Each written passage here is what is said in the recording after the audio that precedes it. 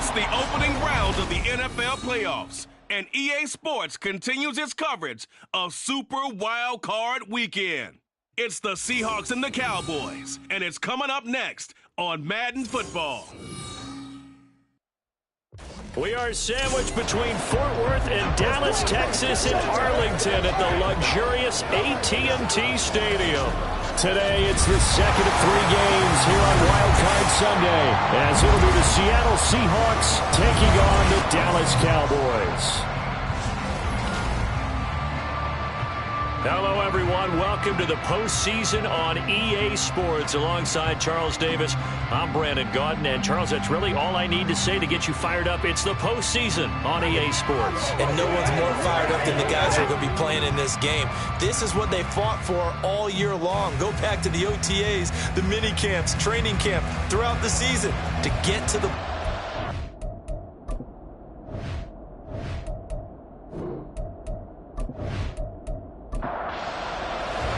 The second of 3 games here on this Sunday. We continue with Super Wild Card Weekend here on EA. And this will go as a touchback, and they will begin things at the 25. So out come the Seahawks now for their first possession. And led out by their veteran quarterback. He's been around a while. They don't celebrate birthdays for him. They just cut him up, see how many rings he's got around the middle. He has been in the league a long time. And he comes into this wild card round off of a really good regular season, better than 30 touchdown passes. And he said he feels like he can take some shots against the secondary. In fact, in our meeting, he said not only can he take shots, he expects to do it early. 7 yards on the pickup there, and it'll leave him with a 2nd and 3.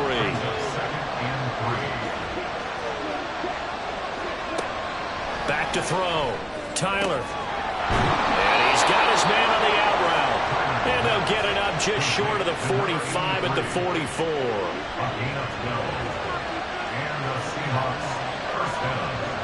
On first down, Tyler. And it's incomplete. Boy, he doesn't drop many like that one. 2nd down.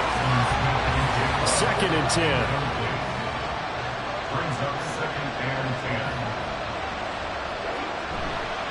10. They'll try the left side.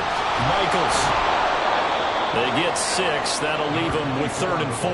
Good running right there. And this is a man who's a 1,000-yard rusher in the regular season, so you know he's going to get his chances. And he picks up nice yardage on that one.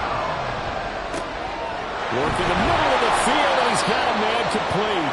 And he's going to have another first down here as the tackle's made at the Cowboys' 34-yard line. They give him 17 yards that time as that'll move the chains. Normally on 3rd down and short yardage, you're thinking of throwing to your tight end. It's just going to be a simple chain mover. But this time they let him roam down the field, and a nice dart picks up the first down and then some.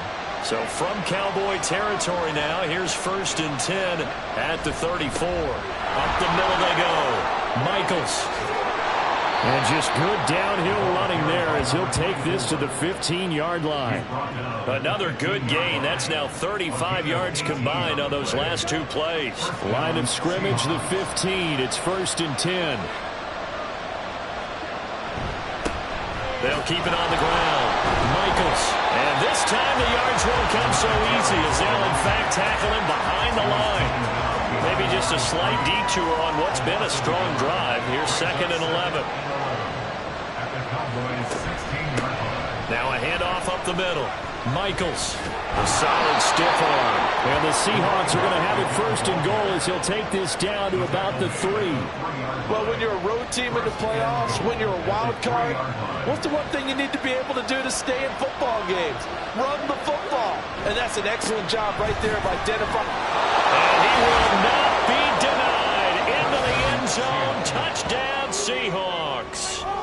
A 3-yard touchdown run. And the Seahawks will strike first here in this wild card matchup. Some good running there at the end of the drive. He had the burst that set up the 1st and goal, and then 1 play later, he's in the end zone. Brandon, what I liked about that sequence is I'm not sure who made the play call, but they understood the situation, understood the momentum. A nice hard-charging run, give it right back to him, and let him cap things off. Point after, right down the middle. And it's now a 7-0 game. That time a 9-play drive. And it ends with a 3-yard scoring run. And he'll elect not to return this one, so they'll bring it out to the 25 on the touchback. So out come the Cowboys under head coach Mike McCarthy. And a glance here at their shifty mobile signal caller. And this being the wild card round, he is the true wild card in this game because a rookie quarterback getting to start in the NFL postseason, that's not normal. That's a little bit on the unusual side. And there's plenty of guys who have gone into the playoffs after a very good regular season and have struggled. But there have been a few who played well. He wants to be in the record list. Maybe a good spot to take a shot. Here's 2nd and a yard from the 34. Off play action. Sheridan throwing quickly there, but it's incomplete. Charles, already trailing by touchdown early. This offense, how imperative is it for them to get points out of this drive? Well, they feel like they have to go ahead and match because of what was already on the board against their defense. But I think even more so, you just want to avoid 3 and outs. You want to be able to stay on the field for a little while, let your defense catch their breath a little bit, even if you don't score any points. Nothing doing on 2nd and 3rd down after that 9-yard gain on 1st. An ideal start defensively. They already have the touchdown. Now they get the stop. Just like they drew it up on the chalkboard. Does that sound dated? Right? Am I out of touch a little bit? It's all right. All right, grease board, heck, computer, exactly what you want, though. Score on your first drive, stop them on the first drive defensively. So they're forced to punt on 4th as this one's away. Taking it about the 16. Call that 49 yards on the punt. They do get 7 back on the return. And it'll be Seahawk football 1st and 10. And Seattle now ready to march onto the field. And, you know, listen, there's 2 ways to get the number 7 seed. You can back into it or you can charge your way into it and seize it. But ultimately, once you're here, you can throw that out the window. You've got to come to play. Yeah, you just think of that phrase, any given Sunday or Saturday as the case may be. And even though this is a 2 versus 7 matchup, don't think for 1 second that this game's going to be a pushover. Anything can happen once the playoffs begin. On 2nd down, Michaels. And he's able to take this one up to the 35-yard line. A gain of 5, good enough for the 1st down. And the Seahawks first down. Looking to throw. Tyler. Throwing middle, and it's complete. And he slips up past the 45 before being tackled. It's a gain of 10. First down, Seattle.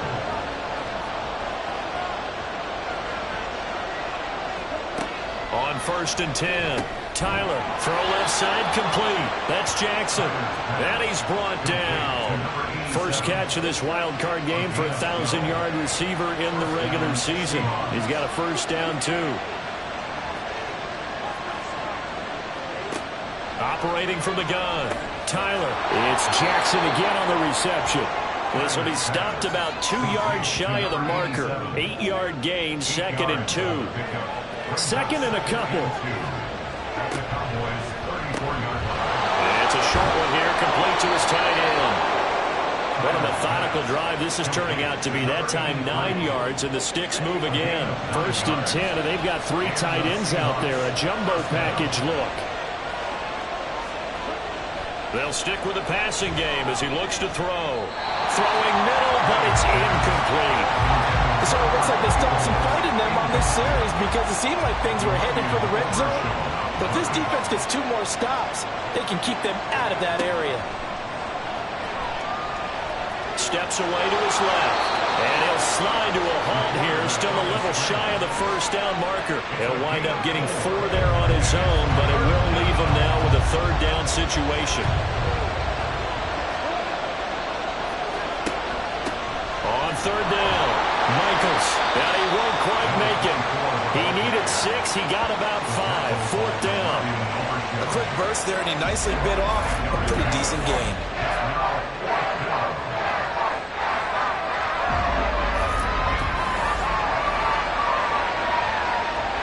So out now is the Seattle field goal team. From the left hash, this from 34. And his kick is good. And that will extend their lead even further. So another scoring drive there, Charles, and an early 2-score lead. You'd like the 6 there, partner, but you'll take the 3. And I think they have to be happy about the way they moved the ball in these first 2 drives. They have to feel good about their opportunities the rest of the game. And this will be a touchback, so they'll bring it out to the 25. Second drive forthcoming here for the Dallas Cowboys. They've been a come-from-behind team all year. They'll need to do it again as they trail early in this wild card game.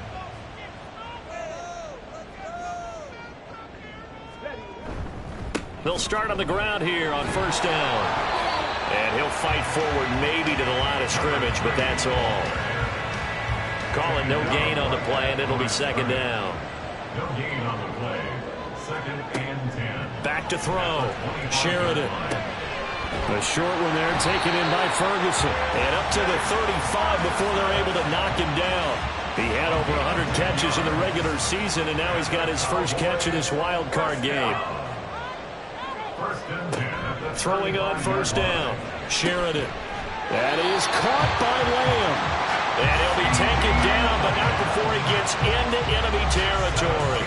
First catch of this wild card game for a 1,000-yard receiver in the regular season. He's got a first down, too. So a great throw right there. And what a regular season this rookie had, piloting this offense, guiding them to a division title. And they get the home date here in round 1 of the playoffs. But, Charles, how do you think they'll play it here? Will they run the same kind of wide-open offense they've run all season, or do you think... That's caught inside the 20. And he gets this one inside the 15, just a yard or 2 shy of the 10. What a play that turns out to be, 36 yards. Despite writing it down on my notes, I never give enough credit to the offensive line, and we have to here. The protection, that's what made this play a success. Quarterback had to wait for his crossing route to develop, and that takes a little bit of extra time. Excellent job by the big fellas up front. And a pickup of about 4 down inside the 10 to the 8-yard line. Well, they didn't get a whole lot out of that one, but I think you got to continue to try and run and try and keep the defense honest. You mean or else they'll just sit back, dare you to throw it on every down? Yeah, you get your quarterback hit a lot that way, too. They try to throw on second down, but this one is incomplete. No receivers open downfield, so instead of forcing the ball to the sideline, he's going to throw this one down to Fort Worth. He'd rather have the incompletion than the turnover. And that is caught. Touchdown, Cowboys. Puka Nacua from 8 yards out. And the Cowboys are back within a score. Well, with this rookie QB, we talk a lot about his ball placement and how good he can be at laying it right in there. I think we just saw, Charles, though, the strength of that arm. That was an absolute rifle for the completed touchdown. It absolutely was, and let's face it, you think he was really ready to get that first touchdown? Absolutely. He threw that pass with authority, just as you described. Big-time arm right there, and let's face it, a lot of quarterbacks, you speak pitchers in baseball, the fastball was usually their best pitch, and we saw it there. And this will not be brought out. It's a touchback. The Seattle now ready to march onto the field.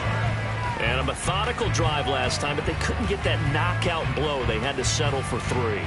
But you got to like what they've been doing along the way, right? It's almost like the body blows, the setup punch. As you said, they didn't get the knockout blow here, but that doesn't mean it can't come later in the game on another possession. And the defense on the other side, maybe a little gas, yeah, right? A little tired, and if nothing else, they just feel relieved getting off the field and giving up 3. They don't exactly feel like they've handled the offense. It's second and 8. 10-7 our score after 1 right here on EA Sports.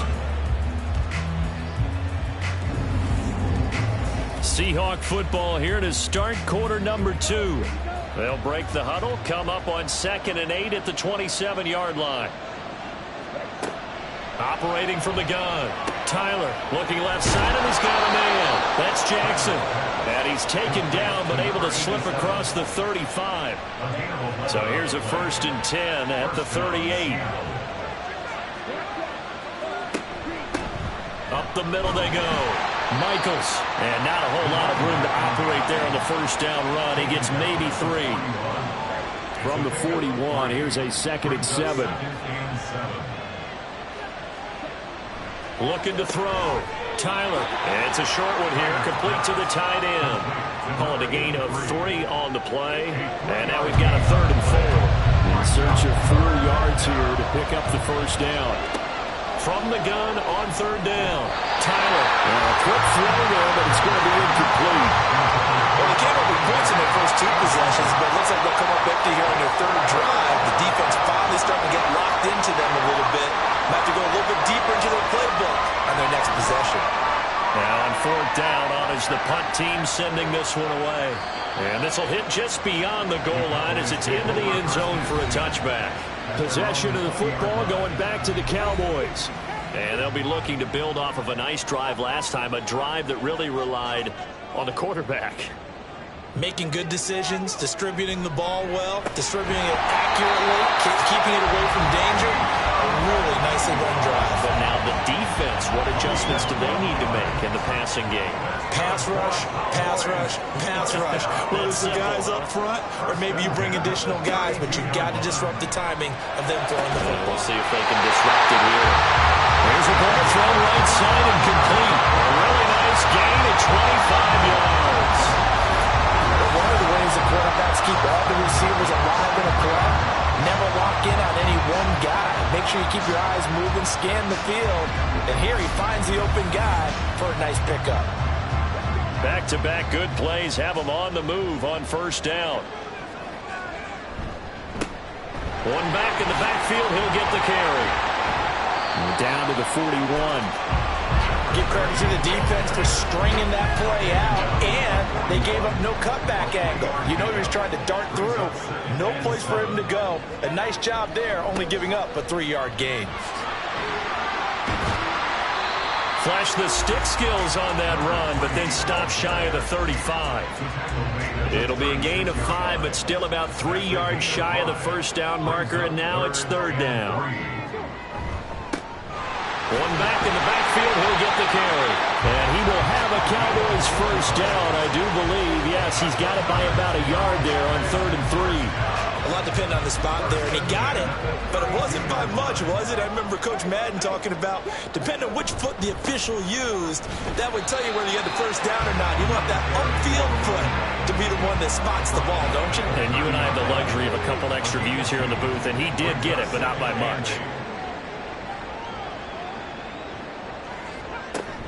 Now they'll switch it up here and look to throw. Going to be taken in here by Nakua. And that'll wind up moving the chains again as the tackle's going to be made at the Seahawks' 12-yard line. Catch number 4 for him on the afternoon, and it'll give him a 1st down. It's a game of matchups, and that's why you take your receivers and move them around a bunch, especially your best guys. And when they work out of the slot, you often hear the coaches talk about how great it is because it gives you a 2-way go. You can break out or you can break in. That makes it hard to defend. Over the middle, it's complete. It'll go as a gain of 4, and that will bring up 2nd down.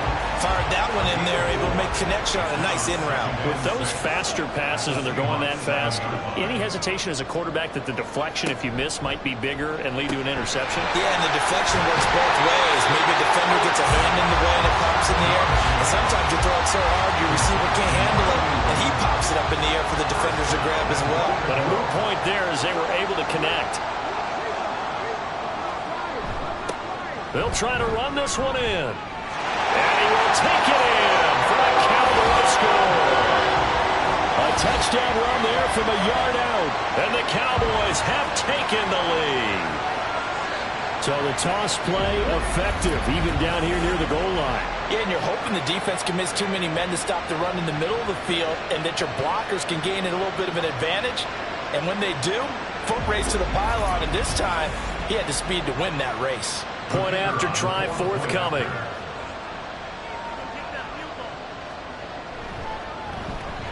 And that makes it 14-10. So that drive goes a full 80 yards in 10 plays. And it's capped off for the Cowboys touchdown. The kick team out there for the Cowboys as they run up to send this one away. And he won't return this one. He'll go down to a knee, and they'll start at the 25. There again is the running back as he trots onto the field. They're behind in the first half here, CD, but it's not through any fault of their running back. He's had a strong start to this one. And you're right about that, partner, because watching him play, you would think that his team is in the lead. He has been a lot of fun in this contest. Now let's see if they can actually make something happen, put more points on the board behind his efforts. Yeah, I'm curious to see, Charles, if they can play complementary football and get that passing game going as well.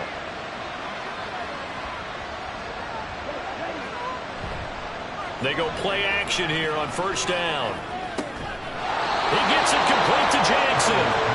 And he's going to get this all the way down inside the 35. It's another first down on what will be a gain of 21 yards. Not only have they completed a couple on this drive, but they peeled off some pretty good chunks of yardage, too. Absolutely. Great start. 2 nice plays in the pass game. Now can they continue to feed off that? So from Cowboy territory now, here's 1st and 10 down at the 33. Back to throw. Tyler. Well, throw on the run, but that's going to be incomplete. And not a common sight, at least on this drive. A momentary setback, though, for this passing game that has been moving well this series. Good thing for them, though. Still 2 more downs to connect and try and pick up another first down. And it's a short one here, complete to his tight end. And he is out of bounds inside the 30. This offense so far on 3rd down, just 1 for 3 thus far. This is 3rd and 4. That is caught. And he is going to have a Seahawks first down as he'll be marked down a yard or 2 past the marker following a gain of 6. 3rd and 4 is always a tough call. Maybe a little too long to run for it, but not too long to hit him on the quick slant. And that was well executed. Found the window and zipped it right in there. Quick hitter here, it's complete.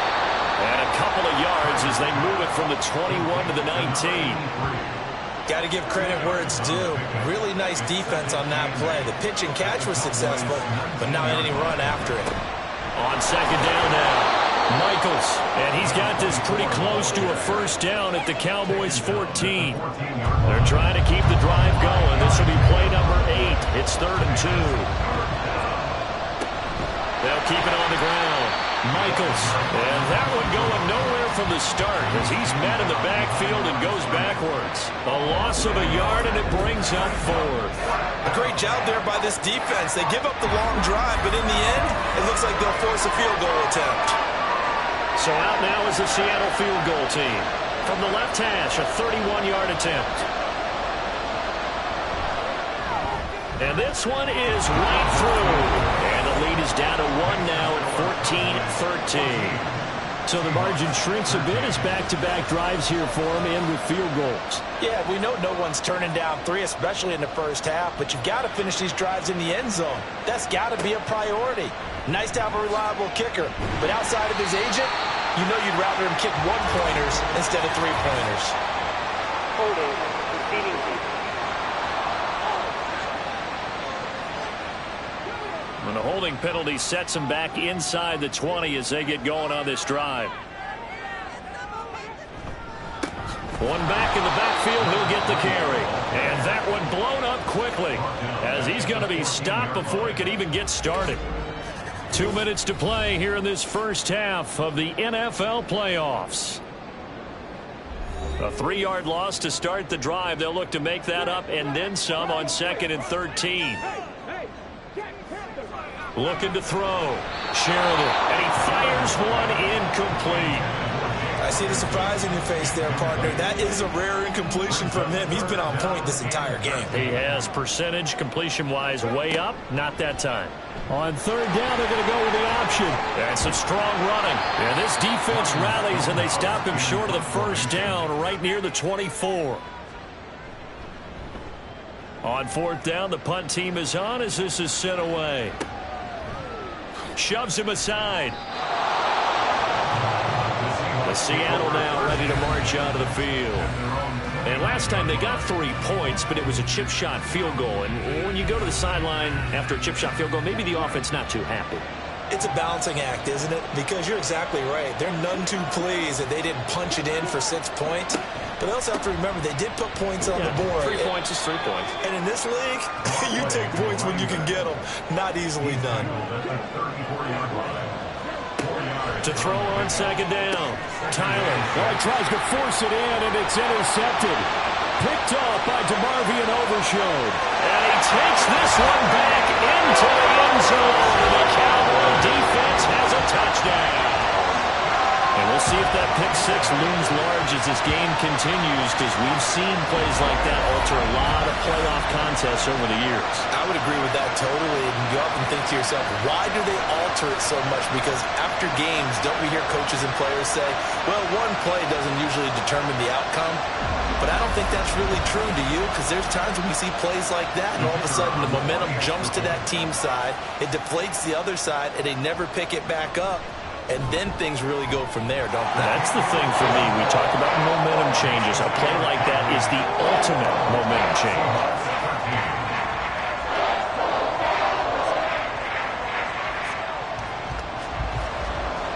So they'll get another shot on offense following that pick six.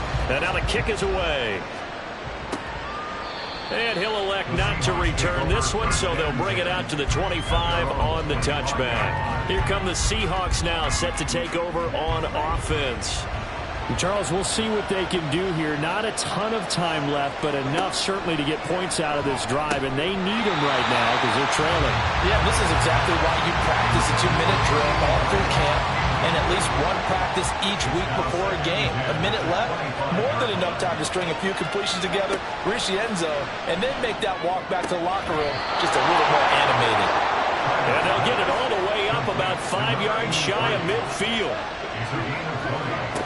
On first down, Tyler. Now he'll dump it underneath to his running back, complete. Clock running, and the Seahawks, they're running too, trying to speed up to the line of scrimmage. Again, he'll drop to throw. A quick throw there is incomplete.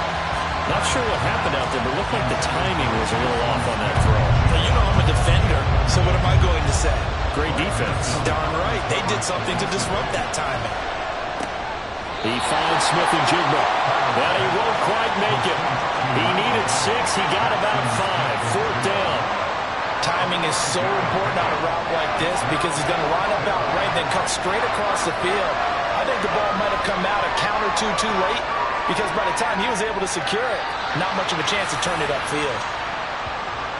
So we come upon halftime here in this NFC wildcard matchup as we send you on over to Orlando for Jonathan Coachman in our EA Sports Halftime Report. Take it away, Coach.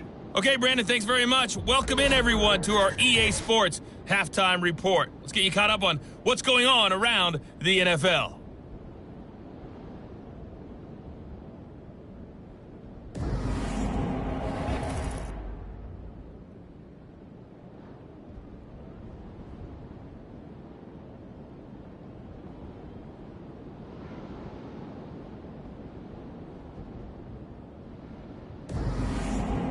Okay, Coach, appreciate it. A one-touchdown game here as we get set to resume play in the second half. One of these two teams about to play their final half of the season as we're back at it in this NFC wildcard bout.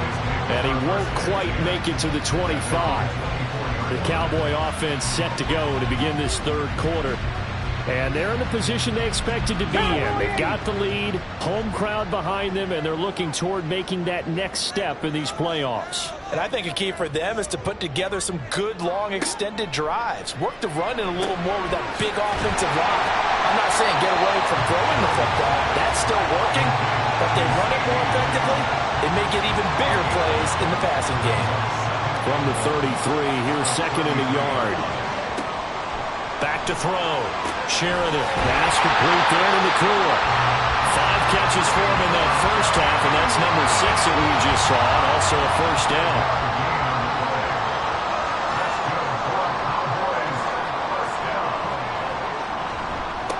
They'll try and run this one right up the gut.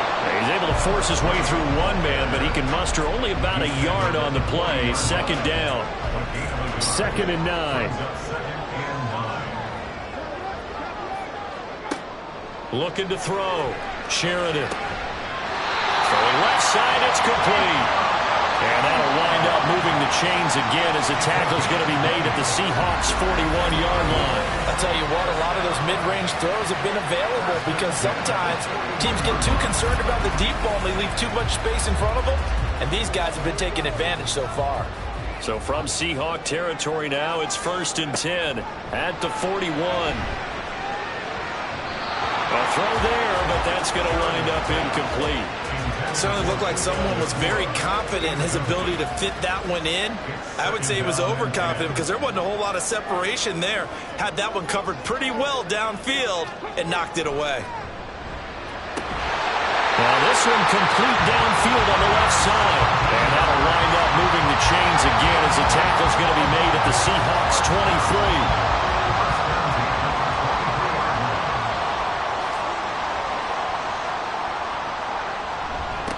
On first down, they'll go to the ground attack. And he'll maneuver his way forward for about 4. 2nd and 6. Now a 2nd and 6.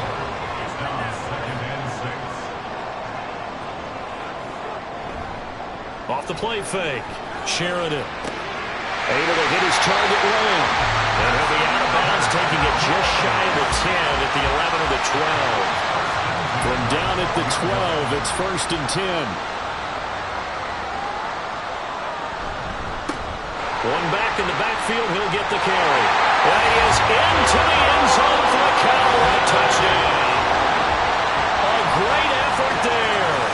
His 2nd touchdown of the afternoon. And the Cowboys take the opening kickoff of the 3rd quarter and drive right down the field to extend their lead.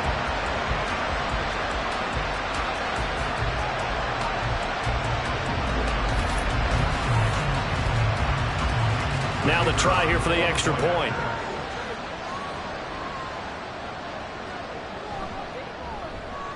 And the lead is up to 15 now. So a nice drive put together there. They go 75 yards in 9 plays. And it was capped off by a 12-yard touchdown run. The kickoff unit is out on the field, and they will send this one away. And he'll just take a seat, and the drive will begin at the 25-yard line. Now we'll see what this Seahawks offense has in store with their first possession of the second half. Well, the opposition laid down the challenge and opening drive touchdown here to start the second half. And, Charles, now you feel like this group needs to get an answer because this all of a sudden is a 2-score game. Yeah, you're right about that. What was a small, manageable spread to overcome? A little bit more daunting now. I think you're exactly right. Pressure is on because you don't want them getting the ball back with a chance to really extend this lead out. They'll break the huddle, come up on 2nd and 8 at the 27-yard line. Operating from the gun, Tyler. And this throw incomplete. The defender all over him that time, but it's going to lead to 3rd down. They'll be in search of 8 yards here as they hope to convert the first down. To throw on 3rd down, Tyler. He's got his line back out of the backfield. And he'll be brought down at the 27-yard line. It's a big play there for Seattle. 46 yards. This play is a thing of beauty when it works as designed because they let the running back slip out of the backfield and head down the sideline on a wheel route. Number one, it's easy for him to get lost. And number two, really tough for the linebacker to run with him. And this ball's right on the money and leads to a big play. On first down, Michaels down at the 25. Oh, that's a real nice job there by the defensive front. They just engaged and held their ground. But how about the guy who made the play? We often talk about whether they take a good first step or not. Many times you just don't take any step. Just get your feet moving, get your body going, and then once he made the read, he was able to make the play. A second down pass play there, but it's incomplete. This is certainly a team that has proven it likes to target its backs through the air and defensively. They were aware of that and certainly were prepared on that throw. On third down, Tyler. And that one goes incomplete on the drop. That's one he definitely normally catches. Fourth down. And those two just haven't been in sync thus far. They've done a nice job against him, but still, with his talent, you would expect him to have more completions to him in this game. And his kick here is good. And they're hanging around here as narrows the leads down to 12. So the response to that touchdown on the other side to begin the third quarter. Look, just 3 points, but still a response nonetheless. You're exactly right about that, because I think you needed to answer back with something, even though it's not 6. Just enough to send a message that says, hey, we're not going away. And now the rookie's free. Touchdown, Cowboys! It's an 89-yard kick return. And the Cowboys continue to show why it pays to play at home in the postseason as they add on to their lead. I know a lot of special teams coaches, they just want to keep it away from him because that's what he can do. And others have egos that their players can't keep up with. And they say, challenge him, kick it to him. The way he runs as fast as he is, I wouldn't challenge him at all. I'd do everything possible to keep it away. He is just a blur when he gets a full head of steam, and he got a full head of steam there. So now the other return teams out there, as they'll try to duplicate what they just saw.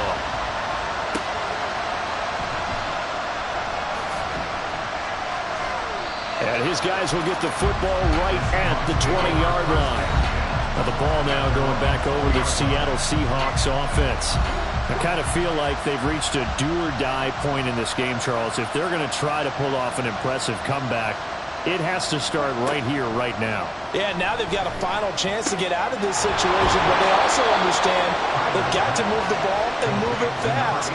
In addition, they need to save as much time so they can get 2 more possessions. From up near the 40 now after the big play to start, here's another 1st and 10.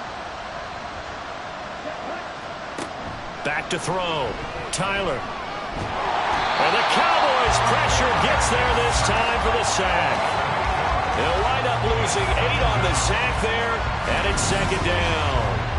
And that was just absolute perfect man coverage. Nowhere for them to go with the football. Led to a sack, and that's really difficult to do in today's NFL with all these gazelles running around that you're trying to cover in the secondary.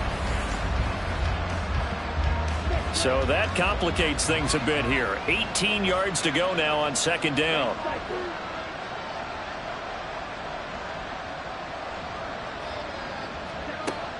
Looking to throw. Tyler. It's a short one here, complete to the tight end. As a defense, you're more balanced when you're in zone coverage because you're able to keep your eyes on the quarterback and see the play develop in front of you. They're able to keep the quick pass in front of them and stop it right at the line of scrimmage. He's going to let this go deep for Jackson. And he bats it away, and it falls down incomplete. Zone coverage there, and they were playing deep. That makes it obviously a little bit harder to run by guys. And that time, there was not much of a window to get the ball in there, and it winds up incomplete. And the punt team on now as this one's sent away. And here's a fair catch taken at about the 24-yard line. A 40-yard punt, no return. And the Cowboys will take over the football with a 1st and 10. Dallas offense set for this next drive. The long drive last time out for this offense, Charles, if you remember, they started basically in the shadows of their own end zone, marched it down the field, and a lot of that was through the passing game. The partner is a former defensive back. I'm having almost a physical reaction watching what's happening right now. But let's give credit where it's due because they've done an excellent job moving the ball through the air. Secondary getting picked apart pass by pass. Obviously, they need to make some adjustments. Here's a diving catch right side. His 2nd catch of this wild card game, and it goes for a 1st down. That's good for a Cowboys 1st down. One back in the backfield, he'll get the carry. And he is going to lose yardage here. It's a loss of 4 there, bringing up 2nd down. Sometimes you just sit back and marvel at what he can do defensively. Speed, strength, quickness, he's the whole package. And that package just wrapped up the runner for a loss. Nifty move. Look at this, middle of the field, a breakaway. He may go. And he's going to take this all the way down to the Seahawks 6-yard line. 96 yards rushing for him now as he has been a central figure in trying to get his guys to the 2nd round. He had been held in check. Now he breaks that big run. Shows the explosiveness we all knew was there. All right, tell the truth now. You knew it was just a matter of time, didn't you? We've seen this so many times from him. Hold him down, and then breaks out.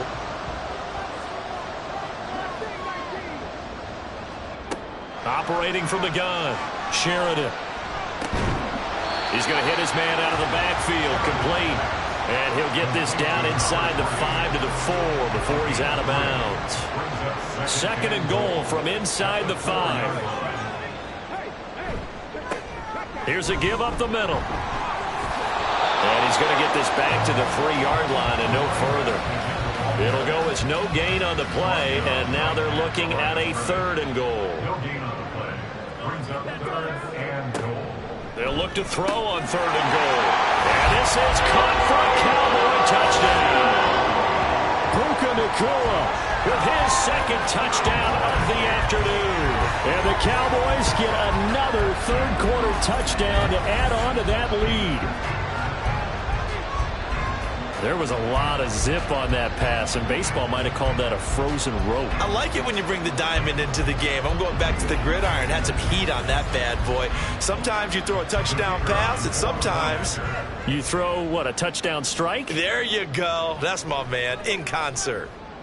Extra point splits the uprights, and that will bump the lead up to 26. Cowboys 42, Seahawks 16. And he'll elect not to return this one, so they'll bring it out to the 25 on the touchback. Yeah, we will get another look at Seattle's offense. Well, we haven't exactly been treated to a nail-biter in this one, CD, and if they cannot score here, this one's pretty much all but over. Are you saying that you feel like people are starting to think about getting out of here, maybe beating the traffic in order to get home or to their final destination? Yeah, I don't think there's a whole lot of reason to hang around, especially if they can't score here. Yeah, you're right about that, because it has been pretty clear who the better team has been in this one. And in a league that we talk about every game being a one-score game as we go into it, watching this blowout, let's just say it's been unusual. So the yellow flag came out, and that leads to a new set of downs for this offense. 1st and 10. Now a handoff up the middle. Michaels. And he takes it past the 45 and down at the 46. 5 yards on the carry. Good pickup on 1st down. 2nd and 5. Back to throw. Tyler. And his throw's going to be incomplete.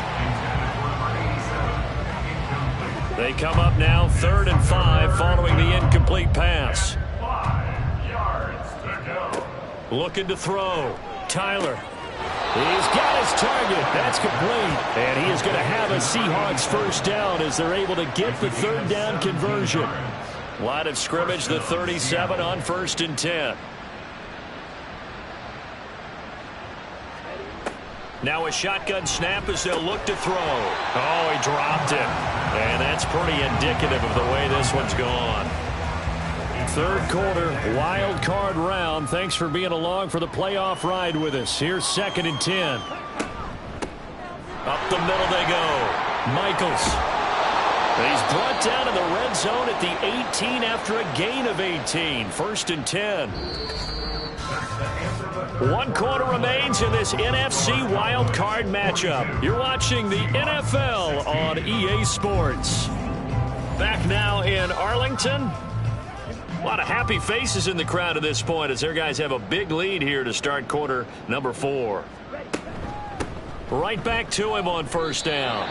A gain of 3, 2nd down. They went right back to him, but he pretty much had nowhere to go on that play. Yeah, the previous carry looked pretty good. That one, maybe he was a little tired. I don't know. Yeah, maybe he should have tapped out and had a second back come in and maybe make that run. Who knows? And a nice move will yield nothing as he's stopped behind the line. This will be a loss of 3, and now a much tougher 3rd down looming. With his size, it often takes more than one guy to get him down, but if you can at least slow him up and the reinforcements arrive, you have a chance to get him on the ground, and that they did, that time for a loss. To throw on 3rd down, Tyler. Throw out wide is incomplete. I think this is what this game's become now. Just go deep. See if we can get something to go our way. Yeah, not the most creative or most inventive play call there, but not much has worked for them throughout this game. They're almost at a loss about what to dial up. And it's caught on the deflection. reception. And this is going to be a touchdown. Well, look, this is a team, Charles. They faced adversity all year long. They had to fight and claw to win that division, but they're putting it all together here in the wild card game. Feels like a statement, doesn't it? An absolute statement game, a message to the top seeds. Overlook us at your own peril. We're pretty darn good. Extra point right down the middle. And that'll make this a 19-point ball game. Seahawks 23. And able to get this across the 20, but not much further as he's dropped it to 23-yard line. And out now come the Cowboys. And you'd have to say they have done what they set out to do in this wild card round. It won't get easier from here, of course, but they'll certainly have some momentum built up for when they hit the road in the divisional round next weekend. And nothing much materializing there on the first down run. He'll get a couple, and that's it. Here's a 2nd and 8. It's 2nd and 8.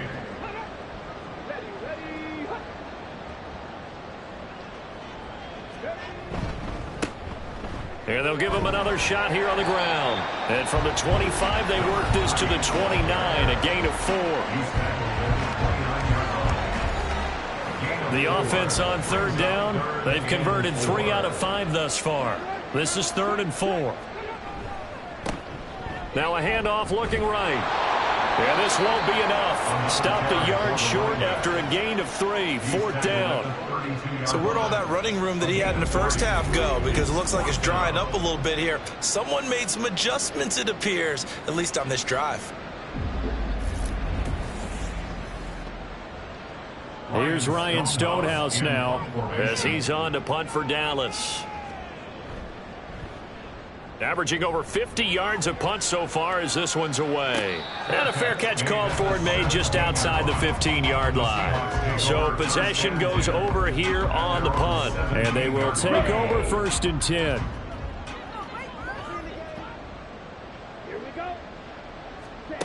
Throwing to start the drive. Tyler.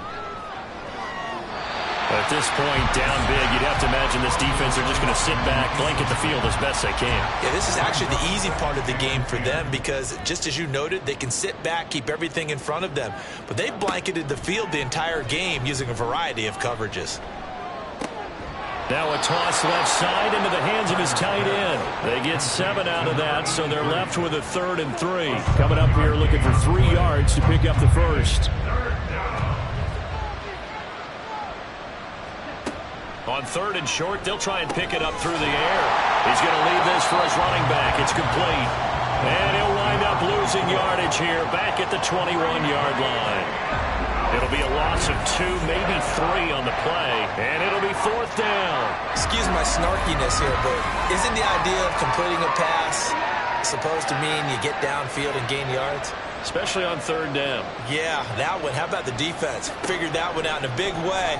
Yeah, they completed it all right and lost yardage.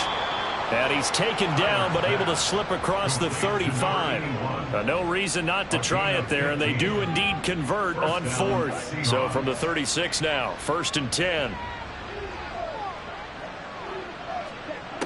They'll look to throw again. And that one off the mark behind him, incomplete. Well, that's a defensive coordinator's got to be happy with that result. They took away all options downfield and forced the incompletion. Back to throw again.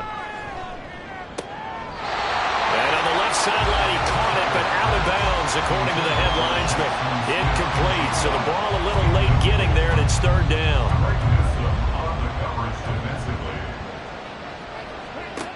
On 3rd down, Tyler.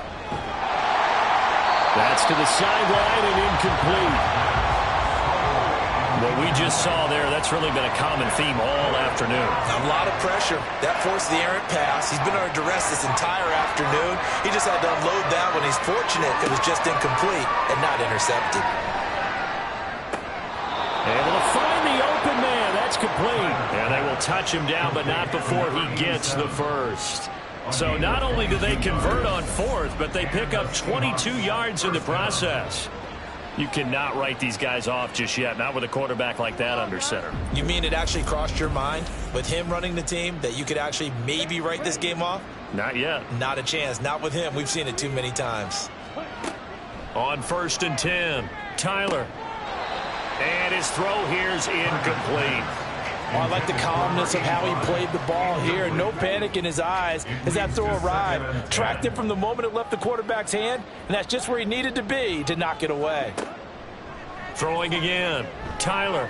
Got a man over the middle, and it's complete. And he's going to have another first down here as the tackle's made at the Cowboys' 26. First down, Seattle. He's going to try and take off with it. And he probably should have given that one off as he's going to get hit and taken down behind the line. Yikes, a 4-yard loss really sets him back now for second down.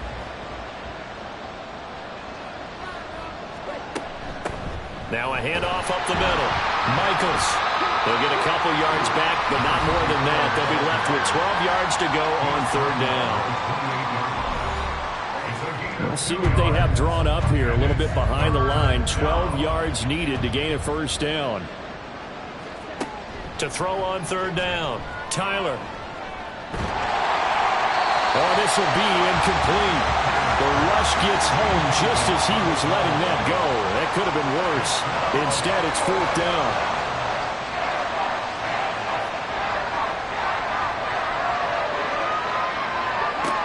As expected, they're going for it to keep the drive alive. And it's incomplete. They cannot convert, and they turn it over.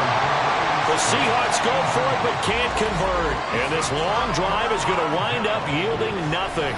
So the magic runs out, so to speak. They were 3 for 3 on fourth down conversions, now 3 for 4. So the defense finally gets to exhale. Yeah. Because they were wondering, 3 for 3 getting converted on fourth down. That percentage is way high. They hadn't stopped them at all. Finally, they get a stop. They can get to the sidelines now and rest a little bit. He'll be stopped at the 35, but not before he picks up 7 yards. From the 35, here's 2nd and 3. And they'll keep leaning on the running game. Back to the ground. And this is going to be a Cowboys first down as he's got this up to the 40-yard line.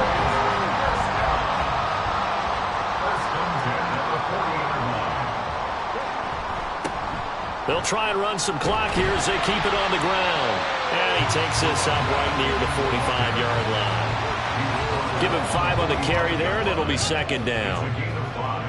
Brings up 2nd and 5. One back in the backfield, he'll get the carry. They're going to snuff this play out behind the line. We have not seen that much today. That's going to go down as a loss of 5, and it brings up third down. Now, right where this set of downs started, they need a full 10 here to pick up the first down and move the chains.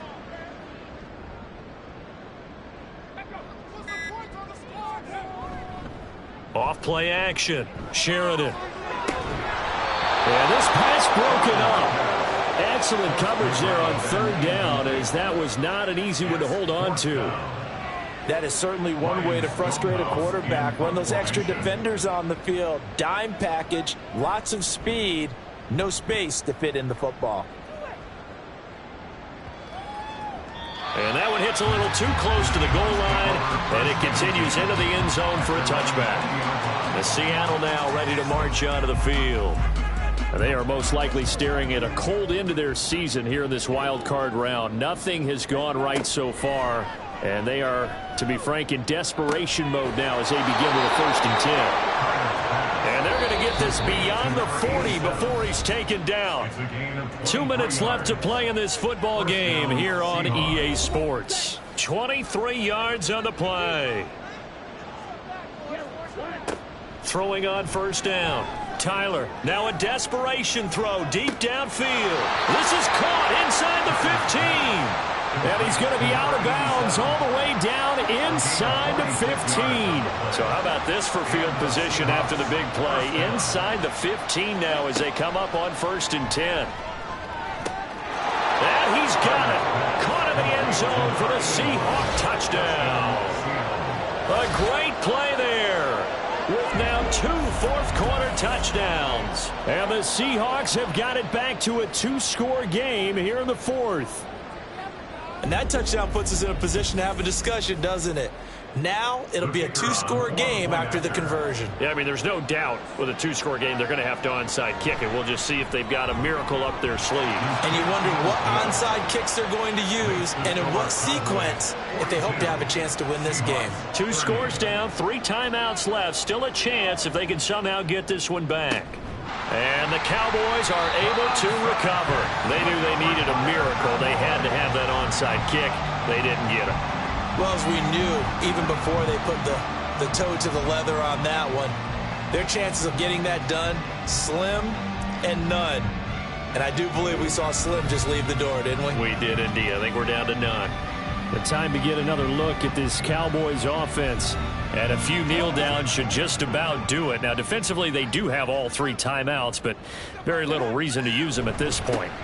We've got to have 2 hands on the football here as they run on first down. Oh, that one well designed as he'll take this down to the 30-yard line.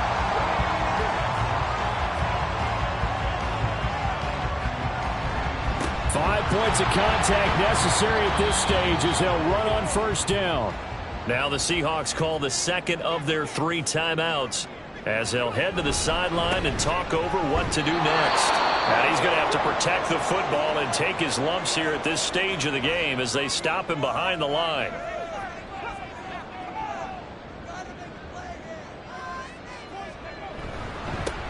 On third down, they're going to run for it here.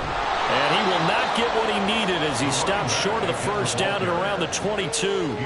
They do get 12, but they'll be marked short. And that leads to a 4th down. This offense really put themselves in a tough spot on 1st and 2nd down, needing long yardage to try and pick up a first down. And they ended up getting a great run. Explosive, picked up nice yardage. You don't expect to be in this situation on 4th down. But guess what? It all started with what happened on 1st and 2nd down. Really put them behind the 8 ball. Open man Lamb, it's complete. And he will have the Cowboys first down, and that should be that.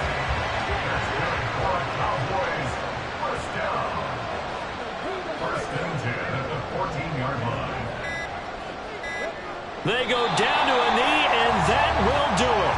They are moving on here in the playoffs.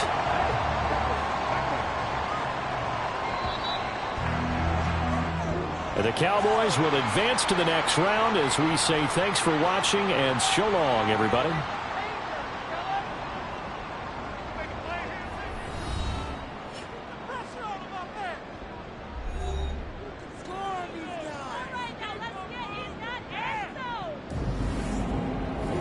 So that'll do it for us. For Charles Davis and all our crew, I'm Brandon Gaudin. You've been watching the NFL on EA Sports. It's a win for the Cowboys as we sign off and say so long from Arlington.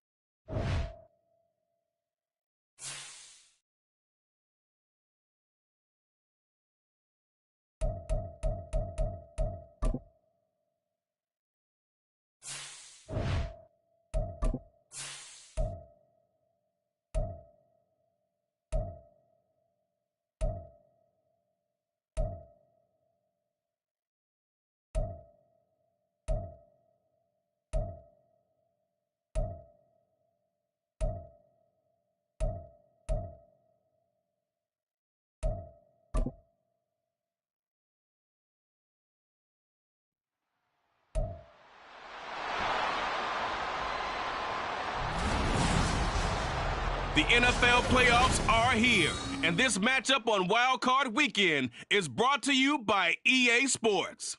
It's the Ravens and the Chargers on Sunday night primetime.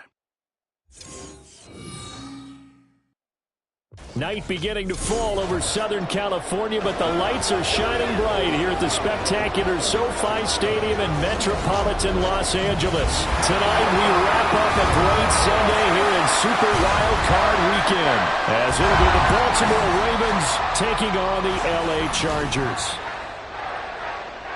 Hello, everyone. Welcome to the postseason on EA Sports. Alongside Charles Davis, I'm Brandon Gaudin. And, Charles, that's really all I need to say to get you fired up. It's the postseason on EA Sports. And no one's more fired up than the guys who are going to be playing in this game. This is what they fought for all year long. Go back to the OTAs, the mini camps, training camp, throughout the season to get to the playoffs. Intensity level will be off the charts.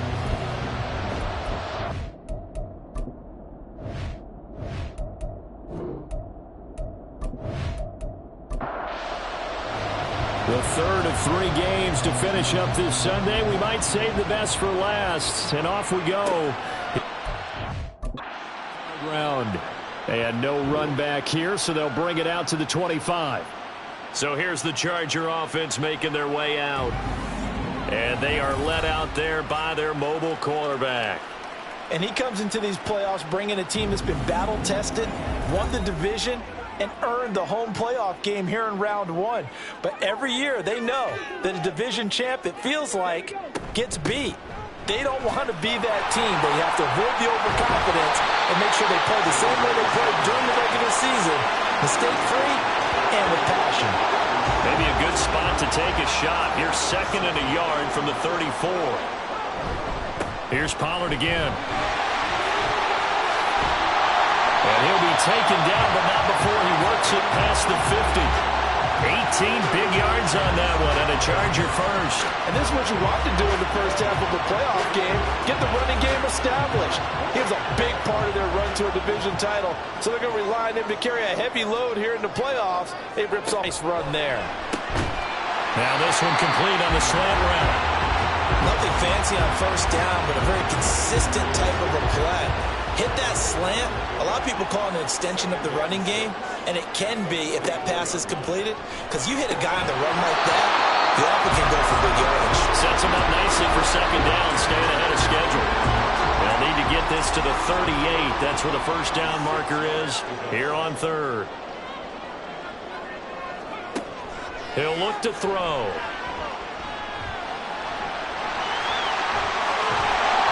And he'll be taken down, but he does have first down yardage. Give him 7 on the tuck and run, and it'll get him a new set of downs. Line of scrimmage, the 37 on 1st and 10. Off the play fake, he'll look to throw. Under a heavy rush, and down he goes. The sack recorded. It's a loss of 5, and now it's 2nd down.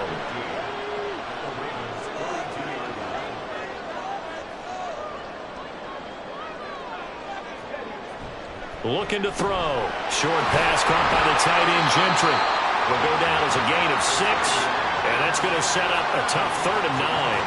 They'll come to the line here needing 9 yards to pick up the first. On 3rd down, he'll drop to throw.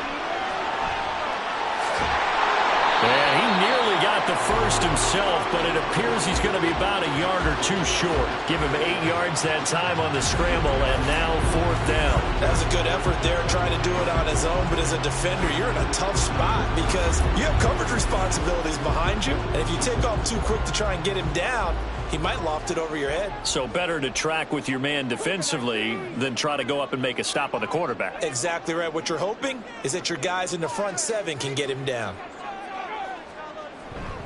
They'll run for it with Pollard. And I'm not sure he got there. Did they stop him? They did. Holding. Offense. Hey, baby, this ain't good enough for us. Well, they got the ball already. They're not going to risk the yardage and running another 4th down. They decline it. And what was that they taught you in law school, that possession is 9/10 of the law? I didn't go to law school. Oh, you didn't? I thought you did. Well, I'm going to give that to you anyway. Possession is 9/10 of the law, and it's 9/10 of this game, too. Having the football counts. You're so litigious. They go play action now. Jackson throwing quickly there, but it's incomplete. They come up now 3rd and 5 following the incomplete pass. Now Jackson. Man open, it's St. Brown. He's got it. And he will have a Ravens first down as they're able to get the 3rd down conversion. I don't care how many times we see it. I still get a kick out of watching quarterbacks and receivers do the pass tree in pregame warm-up. But I always remember that when we go to practices, we see that after practices as well. They really tune it up, don't they? They tune it up. They know why they do it for these situations. First down. And they build that trust, and that's why they're able to find him in this type of a situation. Oh, he still brings it in off the tip here on the deep shot. And they're able to work this to the 25 before it's all said and done. Give them 32 on the play. It's early, but announcer cliche alert here. Big players make big plays. Should I say in big games too? Oh, what the heck. And this defense, they're going to have to find some way to slow him down as this game goes on, because when this combination is going good, they can tear your secondary apart. Play action. It's Jackson. Now this will leave him a yard short. Nice pickup of 9 yards on first down. No surprise to see him running again here. It's something he's done throughout this season. And that run puts him over 500 yards on the ground for the year. He's got to be thinking to himself, if I'm already at 500, what's to stop me from going for 1,000? His first catch of this wild card game, and it's good for a first down. Well, no question, this is exactly how they wanted to start this football game. And nice pass there. Now they're set up beautifully, Charles, to finish this off with a touchdown. Yeah, but they've still got to finish it off, partner. And touchdown! Tylan Wallace from 8 yards out. And the Ravens will strike first here in this wild card matchup. Well, on that connection, it looked like they maybe had some pre-play communication. Maybe one of them noticed an area that was open in the defense to get the pass to. When you put the time in, sometimes you have that great silent communication that you just noticed right there, because the best quarterback-receiver combos in the NFL, they know how to make those adjustments at the line of scrimmage when they see something pre-play, and they got it done there. Point after, right down the middle. And that makes the score 7-0. So this drive spans 7 plays. And it's capped off with a Ravens touchdown. And he'll be stopped up at the 25. The offense for Los Angeles returns to the field. They come in as the 3 seed in this, very likely the last home game of the season for them, even if they win this ball game. But while they would have loved that top spot and the bye that goes with it, they're still in a pretty good position. Well, they certainly are, and let's face it, every team knows if they want to get to the Super Bowl, they're going to have to earn it. And even to get the #1 seed, you know you have to win 2 games against teams. You're going to be riding high after big playoff wins coming at you. 52 yards rushing for him now as he has gotten the night off to a hot start. So 1 play, and they're already just shy of midfield. Going to run again here with Pollard. He'll get a nice chunk there on the first down run, and it's 2nd and 4. Well, they're making an effort to get the ground game going tonight. So far, it's working. I like what we're seeing from the offensive line. They seem to have the leverage going, and they're controlling things and reestablishing the line of scrimmage, moving that defensive front backwards. I also like what the runner's giving us, too. It appears that he's been waiting all day long to get out here and take off. His 2nd catch in this wild card game, and it goes for a first down. A lot of tight ends just use their size and their strength, try to occupy some space and kind of body people away and catch the football. But not this guy. He's a refined route runner. Makes me wonder if he took some dance classes in his background with his footwork. They'll go with Pollard here on first down. They get him to the ground right on the cusp of the red zone after a pickup of 5 or 6. From the 20, here's a 2nd and 4.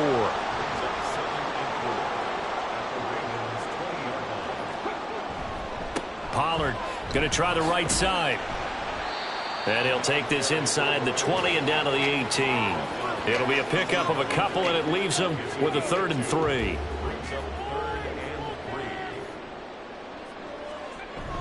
Trying to run for it with Pollard.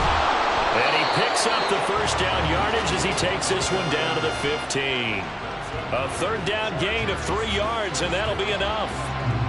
Line of scrimmage, the 15. It's 1st and 10.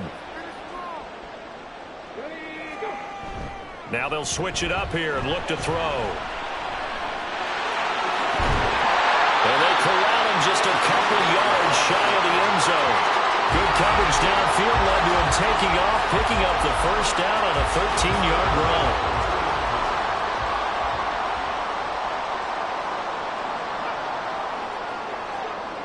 Pollard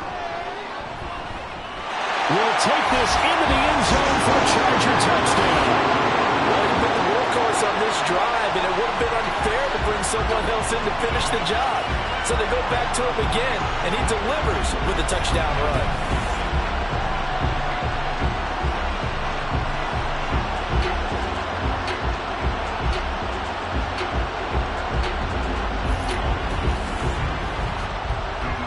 for the extra point, Cameron Dicker.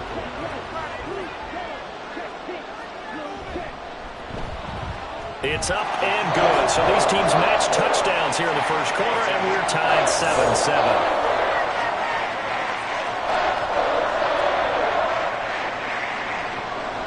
So all even at 7 now as they kick it away. Taken at the goal line. And that decision to bring it out ends up not being a good one. Costs him about 5 yards as he's tackled at the 20. Baltimore set to take over here for their second possession of the game. This drive here beginning probably with a pair of motivated groups. Remember, the offense scored a touchdown on their last time out, looking to repeat that in Charles's defense. They were very frustrated after giving up 6 the last time on the field. And frankly, it's just a battle of wills in a lot of ways because you know they're both motivated. They both game plan for this drive, and they both have specific outcomes in mind. To me, it just comes down to who can execute better and which side can step up and assert its will over the other. On second down, Goodrich. And he'll manage only a couple here up to the 25. When we talk about defenders, specifically linebackers, keeping their eyes in the right spot, he had that eye down the entire time. And you know that's not easily done because they throw a lot of misdirection at you. They try and fool you and get your eyes in the wrong place. But you're right about that one. He correctly figured that one out and made a really nice play. Partner, we've got ourselves a ball game, and those guys on defense, they came to play. Slipped up on their first series, but they're definitely settling in now and letting it be known that points won't come so easy again. Taken from just outside the 30. It's a 40-yard punt, 6 yards on the return, and it'll be Charger football here as they take over. The Charger offense making their way back out there. And that last drive, it was all about the ground game, ground and pound. And I don't care how we're playing the game these days, offensive linemen still want to fire out and smack the guy opposite them and move the football on the ground. They feel better about that. That's what they want to do. That's how they want to play, and that's how they got it done. Yeah, they got it for a touchdown last drive. Let's see what happens here. Here's a play fake as they set up to throw. He finds his man, complete. It's Barnett. And he'll be taken down as that will take us to the end of the first quarter of play. These two teams all tied after one. Charger football to start quarter number 2. 3 tight ends in the ball game here on 1st and 10. As they've got it as we resume action. They run straight ahead here with Pollard. And good space to operate there as he takes this down inside the 35-yard line. 84 yards rushing for him in this first half as he has certainly carried over his regular season success into the playoffs. First down, and it's Pollard again. Shreds the tackle. And the result here, a pickup of 8. Leaves him with 2 to go on second down. You know what really fires up offensive linemen? When the guy that is carrying the ball behind them can create his own space and break a tackle along the way. On second down, it's Pollard. And they work this near the 5. He'll be stopped at the 6. That good for 19 and a first down. This guy's well on his way now to a big game on the ground. It's another good run there. Puts him over the century mark in yardage, and we're still in the second quarter.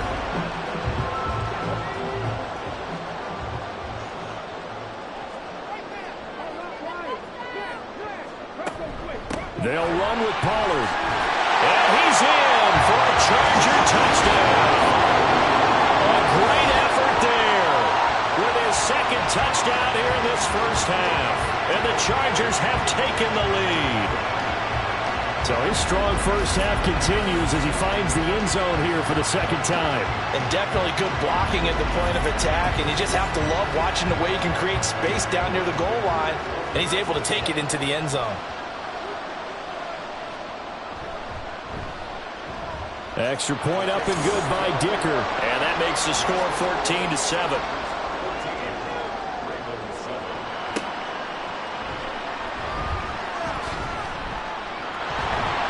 And he's up past the 20 to the 22-yard line. Baltimore about ready to go on offense. That 7-0 lead of theirs short-lived as they've now given up 2 straight touchdowns to fall behind by 7. Yeah, but no cause for discouragement here. Yeah, they've fallen behind, but haven't they proven that they can go down and score?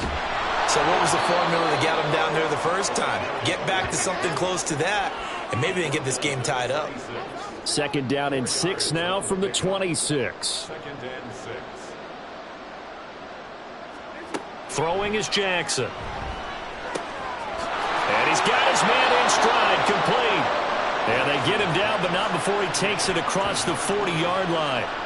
16 yards on that one and a Raven first. One of my old teammates called me the other day when he was watching the game. He's like, man, trying to watch an NFL game and trying to account for their passing game? That's difficult. And just when you think you get everything covered, here comes a back out of the backfield. And in this case, he picks up a first down. They'll run on first down. Goodrich. And this one not going anywhere. They get him at the 44 for a gain of just a yard. They work now on 2nd and 9. They go play action with Jackson. And a quick throw here, that's complete.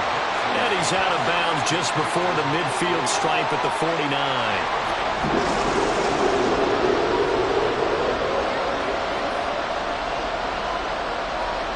From the gun, it's Jackson. And a throw there going to be incomplete. Like what I've seen so far out of this defense, because they've been showing their best coverages on 3rd down. So far, only allowed 1 conversion on a handful of attempts. One area of their game plan that they've executed to perfection.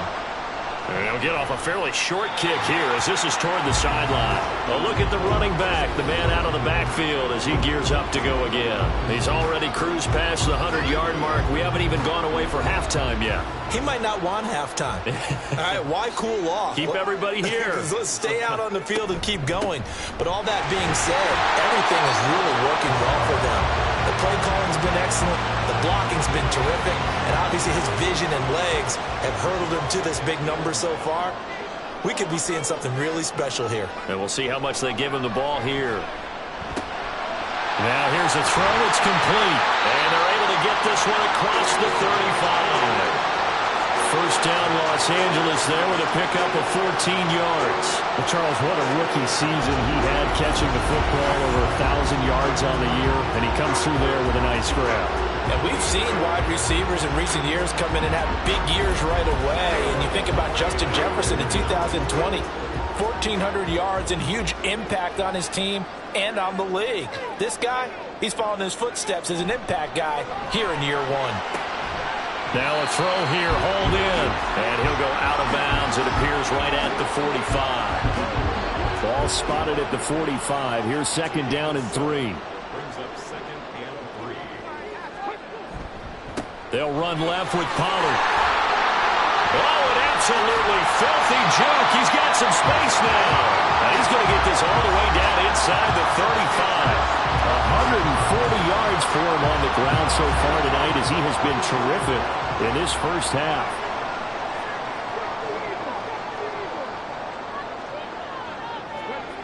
Back to throw now on first down. Going right side here, and that's complete. And he's going to get this down near the 20-yard line.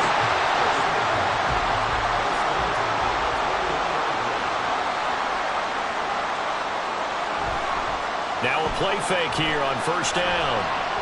And he knocks the ball away, and it falls incomplete. Then their back's up against the wall a little bit, and they come through by forcing an incompletion. Now they've got to continue to ratchet up the intensity a couple of more times and get off the field before giving up any more yardage. Now, meanwhile, a pass that should have been intercepted, but it winds up falling incomplete. This offense was on the move. Now 2 straight incompletions have them looking at 3rd and 10. Blitz coming, and down he goes. It'll be a loss of 5 there as the safety blitz winds up paying off. And this is a quarterback who's already had success on the ground in this first half, but this time they're able to hem him in. And it's always different when you rush a mobile quarterback as opposed to a guy you know will be right back in the pocket. In this case, you got to make sure the inside pressure and the outside pressure match, and maybe even a second wave to make sure if he squirts free, you got someone to tackle him. The kick unit on here for the Chargers as they will send this one away. And he had no room to run as he's tackled down inside the 20. And now Baltimore gets set to take the field. They find themselves down 17-7 as they start this drive 1st and 10.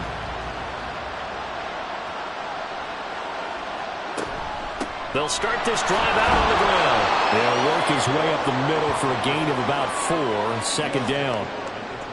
Well, at the end of all that hitting and hollering, it was a 4-yard run, so the offense is going to go back to huddle and feel pretty good about themselves.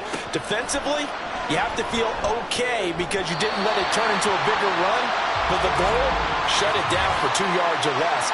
That's when you start to feel good about yourselves. They'll come up now on a 2nd and long after the hold. Jackson now. And that'll be caught. It's St. Brown. And he'll get this up to the 30-yard line. His 2nd catch of this wild card game, and it goes for a 1st down. Well, this hasn't really been a first half to remember on either side of the ball, but I think this kind of makes this an important drive. You'd love to get this back to a one-score game if you can, and that's good work there to get some yardage here and pick up the 1st down. No gain on the play there, 2nd down.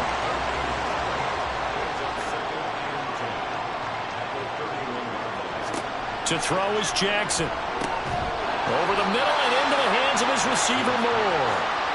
That's good. The completion there for 7 yards. And now it's 3rd and 3. Off the play fake. Here's Jackson. That is caught. And he'll have it past midfield almost to the 40 before being taken down. Well, they were in search of a short gain on 3rd down, and they wind up nabbing over 20 yards. A nice grab there for a guy coming off a terrific season, one that saw him have over 100 catches. And when you have that many catches, that means you're a full part of the offense. And let's face it, he's been as good as anyone in the NFL this year. So it figures he's going to play a big role in whether his team can advance in the playoffs. And he works his way forward to pick up 4 yards there, 2nd down. And that was a quality play to start a new set of downs. That was simply an offensive line winning the battle up front and winning it in a big way and giving their guy in the backfield a nice lane to hit. 2 minutes to play here in this first half of the NFL playoffs. From the 37, they work on 2nd and 6. Here's Jackson to throw. A little short pass here taken in by Laporta. He's got his first catch here before halftime, and it goes for a 1st down.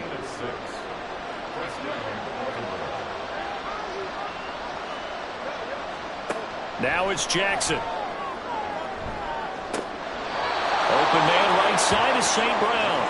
And all the way to the 2-yard line there before crossing over out of bounds. That one nearly 30 yards, 29 officially.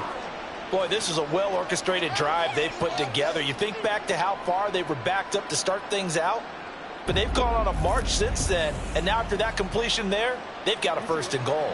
1st and goal, and they got to be thinking a chance to get right back into this football game. And they'll let the fullback try and take him home. And he'll get in. Touchdown, Baltimore. Taking it in from 2 yards out. And the Ravens have got it back to within a score. And, boy, that was a heavy set. I think they had 3 tight ends out there. The fullback, you knew what they were going to do. Yeah, they weren't trying to fool anybody at all, were they? There was none of this show you heavy set, bootleg it out. Nah. Big guys up front, hand it to the big guy in the backfield. Extra point splits the uprights, and the lead's down to a field goal at 17-14.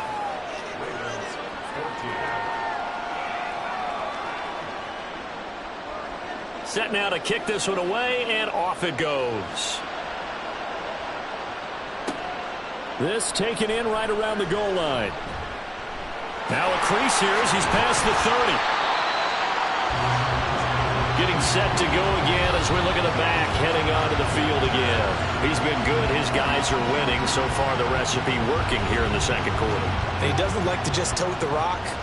He wants to carry his team on his back, and that's what he's done throughout this game. Yeah, he's done that. He'll be hoping to continue that trend. Swinging this out for Pollard. So the completion good for just 3. And it'll be second down. Now the Chargers going to signal for the first of their timeouts as they'll talk things over prior to this upcoming second down play.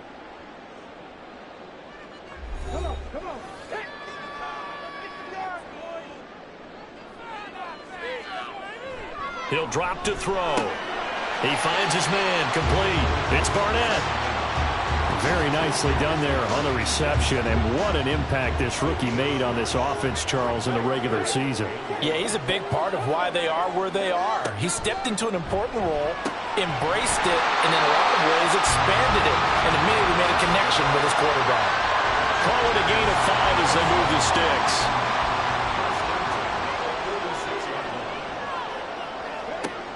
They'll look to throw again.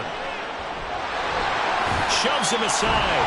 And taking it across midfield and inside the 45. Now the Chargers will use the second of their timeouts. Now on first down, he'll drop to throw it. As the clock will stop with 20 seconds to go in the first half. Chargers going to use their third and final timeout. And with halftime on the horizon, they'll be out of timeouts from here forward. Under pressure, and they got to him again.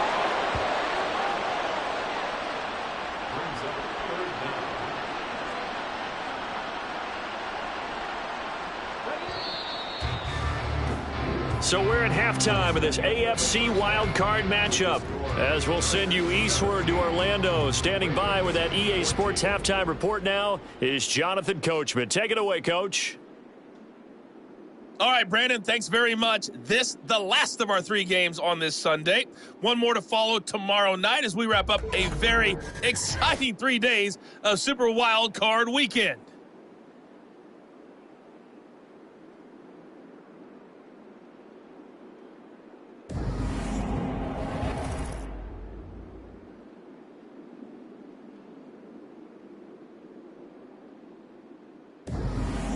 Okay, this one's Coach, been as good as advertised. This Just a one's field still goal anyone's separating game as these we two welcome you teams. back This is for a quarter very number level 3. first half, and I'd expect to see more of the same after the break. And he'll get it up past the 20 to about the 22. Out come the Ravens now. They'll go on offense first here in this third quarter. And, Charles, that had to be an interesting locker room at halftime. This is a team that's had so much success this year. Haven't really had to deal with a lot of adversity at halftime, to be honest. But now here they are with their playoff lives on the line. And I think when you're alluding to that interesting locker room, you're just wondering, how are they handling that bit of adversity that they're seeing right now? Because I think this is a team that has to look to lean on the veterans at this point. We know we're better than this. We've proved it all season. Let them disseminate that confidence through the locker room. But this opening drive, it'll be an important one for them to give them a little jolt of confidence moving forward. Now they need 2. Here's third down.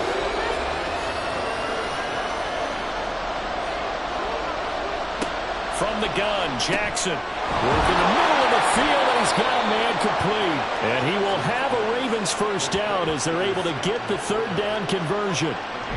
Got to say, I was a little surprised to see him, Charles, come out in the shotgun on third and less than a yard. Yeah, but the way the NFL is nowadays, we hardly ever see anyone really run for it on short yardage.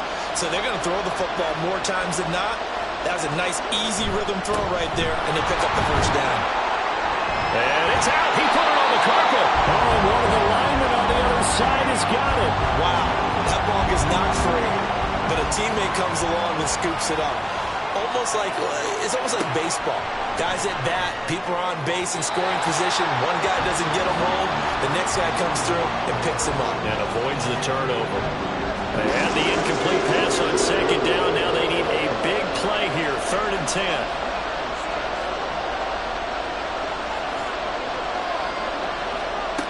Now it's Jackson.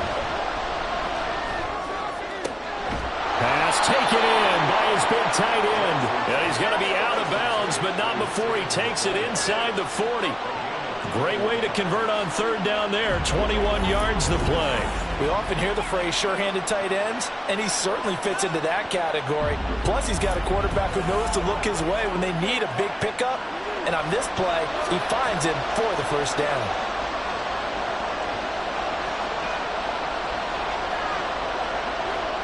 Jackson on first down. He'll be hit down at the 33, 5 yards on the play. Oh, partner, just a second earlier, and they might have had him because they certainly thought they were going to close in and drop him behind the line of scrimmage, but he had just enough time to dodge the pressure, and he ends up getting yardage before being stopped. Oh, he tried to fit it in on the slant, and it's intercepted. Sauce Gardner picks it off, and the Chargers are going to have the football here at their own 35-yard line. So it was a drive that had real promise here to begin the third quarter, but ultimately derailed by the INT. And that was the position you wanted to be in, coming out to start this third quarter, get a nice drive going, looking for the end zone. Possibly got a little bit too greedy right there. Now we'll look at the Chargers offense. They get ready for their first possession of the second half. And their defense just helped them out by getting the football back on the opening drive here in the second half. And now can the offense follow through with points on their first possession? And that's a big one for them because after the work the defense has done, they've got a chance here to open up this lead.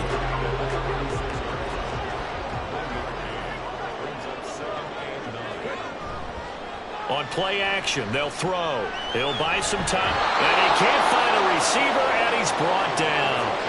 It'll go as a loss of 3 on the sack, and it brings up third down.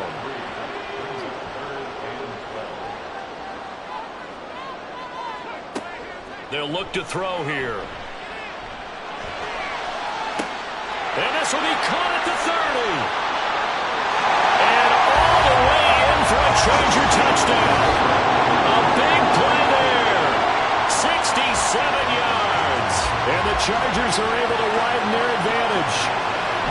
And Charles, correct me if I'm wrong, I think they just went 4 verts there against cover 2, didn't they? They did, and it's really an excellent route versus cover 2 because the longer it develops, the more stress is put on the safeties because they're the ones back, each with half the field responsibilities. The corners don't retreat very far in cover 2. They're closer to the line of scrimmage, so now you've got 4 receivers putting pressure on 2 guys covering. Usually you'll find someone open, and that's exactly what they did there. Made the catch and carried it all the way into the end zone. Extra point up and good by Dicker. And his guys will take a 10-point lead. And they'll get him down inside the 30 at the 27. And Baltimore's offense set for this next possession. And we'll see if they can bounce back from that last drive. In particular, if they can bounce back at the quarterback position, Charles, after throwing their first interception of the ball game. Yeah, and some guys, you know they're going to want to try and get a big play right away and take control back. Others, they're going to look to hit a couple shorter passes and get a little momentum back that way. But for the defense, their goal's not changing a bit. They want another pick. You're exactly right about that. In fact, you got to watch them a little bit because in coverage, they may cut down their gaps a little bit, maybe their splits a little bit in order to try and get to the ball even faster. And he will lose yardage and be backed up to the 24. 2 yards the loss, and now 3rd and 12. Heck of a play there to get to him quickly and get him down for a loss. I think they did a really nice job getting ready for this game, scouting, watching film, and understanding defensively what the play design was. Now throwing on 3rd down there, but he cannot connect. Looks like another empty possession offensively, and you're at that point in the game where you can't afford too many more of these. So this is going to require some heavy thinking on the sideline to figure out what they can do to crack this defense. On is the punt team now as this one's sent away. It'll be a 39-yard punt, no return. And out will come the offense as they take over. L.A. set to take over again on offense. And they'll just simply be looking to build off the confidence of the last time out where they scored a touchdown. And confidence is powerful, isn't it? When you've scored once, you feel like you can go back out there and get it done again. Doesn't matter what the defense throws at them. They feel like they're in a groove right now, and they want to get out there and show it. Yeah, hoping to stay in that groove here this go-around.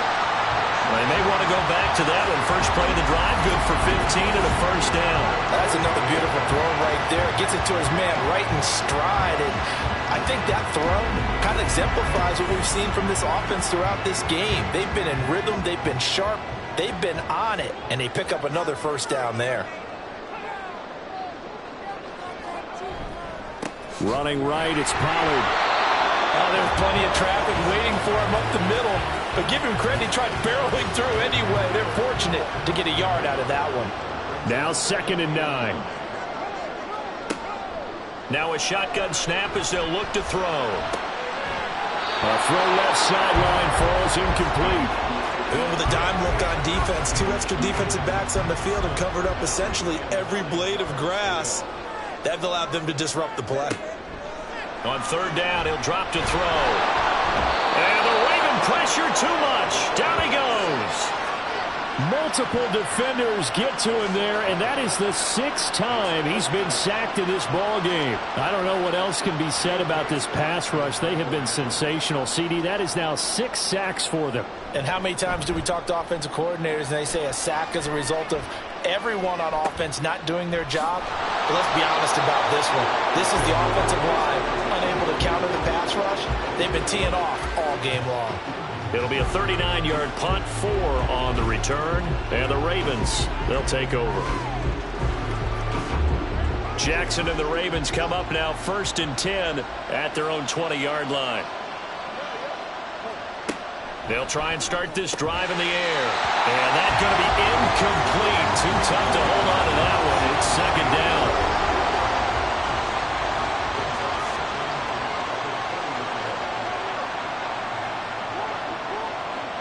Jackson. And that falls to the ground, incomplete.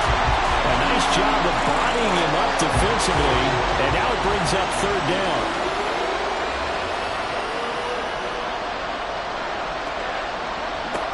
Throwing is Jackson. And that will be incomplete as well. How about the coverage we just saw him break out on 3rd down? Dime defense, blanketed the field with extra defensive backs and speed, unable to find an open hole to complete that pass. And taken right on the 30. It's a 47-yard punt, return of 6. And it will be 1st and 10 as they take over. And now out on the field, here comes Los Angeles. And our game's hit a little bit of a lull here, a little bit of a snag. Punts on back-to-back drives. And old-school coaches don't necessarily mind that. Didn't turn it over, right? Didn't create a big play for the other team. Right now what you're looking for is can you gain an advantage in field position? And that's what both teams are seeking right now. Yeah, they'll be seeking to gain that advantage here on this drive. They'll drop to throw. Looking middle, and that's complete. And able to get this one across the 45 before he's brought down. They have certainly looked his way in this 3rd quarter. Another catch, and it's good for a first down. And now we get into the psychology of the whole thing, because a lot of teams with a 2-score lead in the 3rd quarter, they almost become defensive with their offense, just playing not to lose. I think with this team, you got to figure at this point, this is a great spot for them to go into attack mode, really try and put the hammer down and finish this one off. And a gain of 4 gets him right to the midfield stripe. 2nd down and 6 now.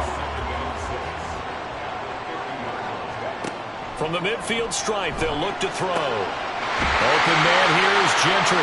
And he's going to be taken down with the first down at the Ravens' 27-yard line. 23 yards the pickup there.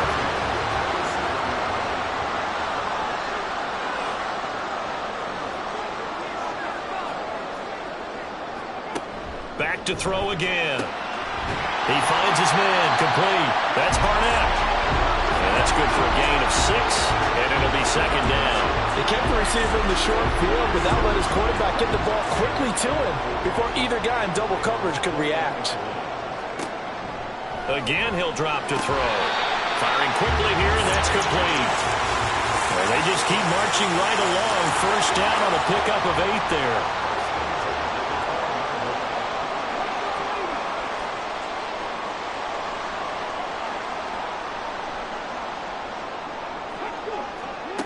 They'll stick with the passing game as he looks to throw. Looking end zone, but it's incomplete. Tight end has become a bigger and bigger part of the passing game in the NFL, but if you drop the football, that position can get swapped out with a wide receiver in that spot, a running back in that spot. There are other ways they can go if you're not going to catch the ball. And that's not just his first drop, his second drop of the game. And he'll be brought down here at the 3-yard line. 152 yards for him on the ground now. He has been a tough man to bring down all night. And they'll try and run the option to pick it up. And he'll be taken down, but he does have first down yardage. So that was all you were looking for on a play like that. Get the first down and keep the drive moving. Yeah, it just looked to me like he just said to himself, I've got this. I'll take it. I'll pick it up, and let's keep moving. Get the first down. And he takes it in for a Charger touchdown. A great play there. Saving his best for the playoffs with his third touchdown of the game. And the Chargers will add on to their lead here in the final minute of the third. Sometimes offensive you get too cute down near the goal line, but there's nothing fancy about this one. As Coach Lombardi would say, we get a seal here, and we get a seal here, and we run this play in the alley. And that's good work to hit the hole hard and finish in the end zone. Extra point up and good by Dicker. And that'll make this a 3-score game now. The lead moves to 17. And out a little across the 25 to the 27. The offense for the Ravens returns to the field.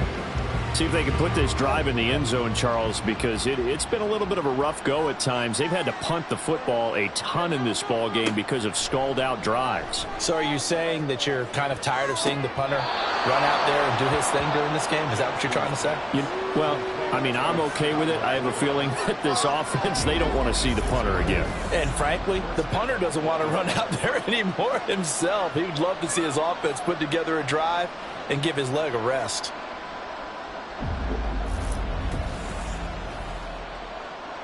So from Charger territory now, here's a 1st and 10 at the 47. Jackson now. And this will be incomplete. Physical play on the football there, and it's 2nd down. 3rd quarter now from SoFi Stadium. Here's a 2nd and 10. Now Jackson. Past the 20. And all the way in for a Ravens touchdown. Sam Laporta, 47 yards. And the Ravens are able to cut into this deficit here in the final minute of the 3rd.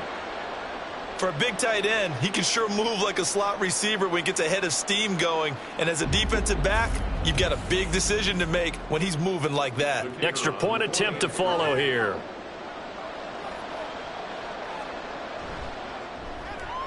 And the lead is trimmed down to 10. Scoring summary, 3-play drive, and it's capped off by the Baltimore score. The kickoff team on the field now as they will send this one away. This fielded right at the goal line. And he returns this to the 22. There again is the running back as he trots onto the field. He's had a touchdown for every quarter so far. 3 here in the 3rd, and probably hoping he's not done yet. And this is a situation where it's okay to be greedy. When you've already scored 3 times, you want 4, you want more than that. And guess what? That only helps your team. Yeah, so far 3, now in search of 4. Throw left side complete. That's Barnett.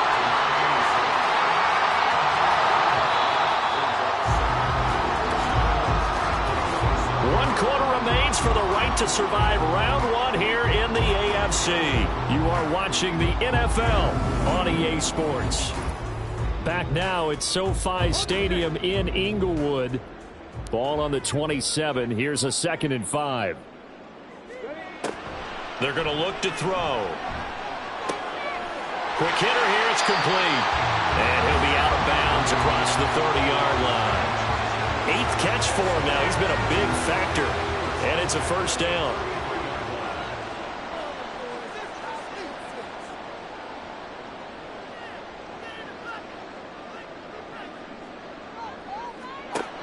They'll look to throw.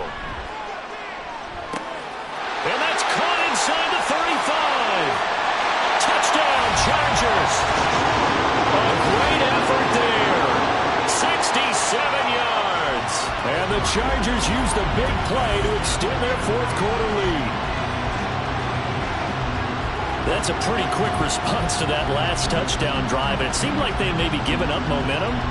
But not so fast. No, not at all, because they ended up pushing the lead up once again, and you're exactly right. Thought momentum might have been shifting. Instead, they grabbed old Mo, didn't let him get to the opposite sideline.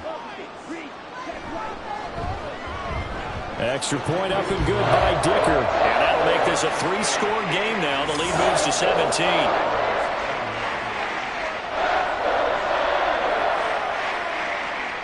The kick unit on here for the Chargers as they will send this one away.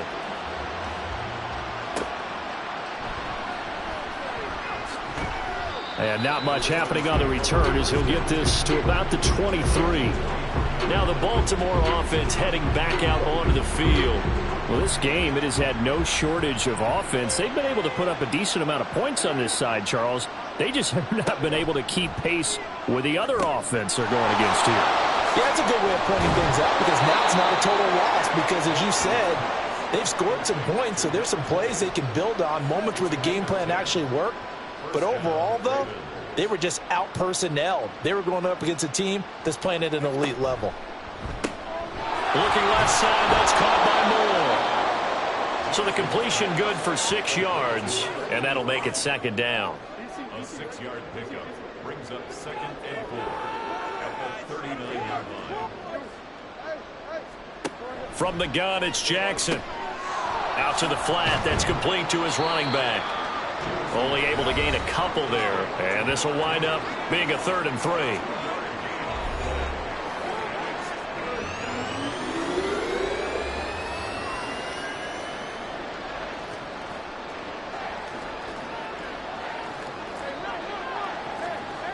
Here's Jackson to throw. He's going to get that to his running back out of the backfield. And he will have a Ravens first down, and he was able to get it by plenty. A gain of 8 on 3rd and 3. Jackson will throw again. And a quick throw here, that's complete. And he's got this down a yard or two shy of the 40 before he's out of bounds. And that's good for a pickup of 10 yards. And that'll leave him with a second and just a few inches left. Jackson from the shotgun. And that'll be caught by St. Brown. And they just keep marching right along. First down on a pickup of 8 there.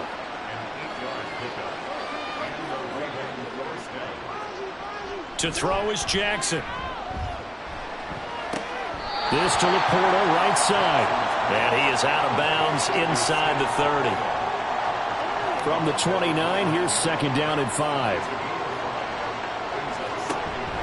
Play action. It's Jackson. And his throw's going to be incomplete. He didn't just deny a big throw there. He broke that one up in the red zone. An excellent play, one that may help save points on the board when this drive is over. Jackson. And that's incomplete. The coverage keyed in on him since that last completion his way. He earned a little more attention on that route, and that made it a lot tougher to get a clean throw his way.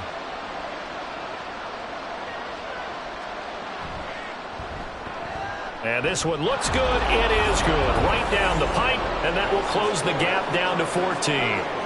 Well, with that field goal, you can argue they needed to get back within 2 scores, and they did indeed do that, but still a pretty uphill battle. Still going to take 2 fourth-quarter touchdowns to get back into it. And as you and I know, that's a tall order against any NFL defense. They're going to need their own defense to make some plays as well to give them an opportunity. And the L.A. offense ready for this next possession. Can't officially call this a win for them yet, but it's looking good to move on to the divisional round. They'll be on the road, of course, as an underdog. But the age-old question, would you rather have the momentum they're going to have or sitting at home with a bye? I'm sure you'd probably rather have the bye. Well, you remember that conference call we had before the playoffs started? We were talking with some people in the industry and some of the coaches that were out there.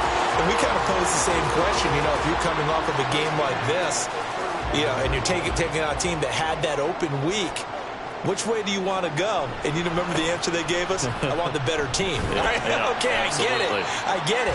But I think there's a lot to having that momentum of having played versus coming off of that layoff, because maybe you start a little bit slower. We see those upsets happen all the time. Now a give here to Pollard. A nifty juke there. Not much fun for a guy trying to tackle it. And he'll maneuver his way up to the 40 for a pickup of about 3 yards. The Chargers on third down. They've had good success, 5 for 8 to this point. This will be 3rd and 5. Looking to throw. And that nearly the pick that they needed. He couldn't pull it in, though, and it's 4th down. Critical play in this football game, because if they pick up the first there, that clock keeps rolling. Has to be a little frustrating for them, because they know that if they pick up a first down there and continue to eat away at the clock, really increases their chances of closing this one out. Now they're likely going to have to give the football up and sweat it out on the sideline.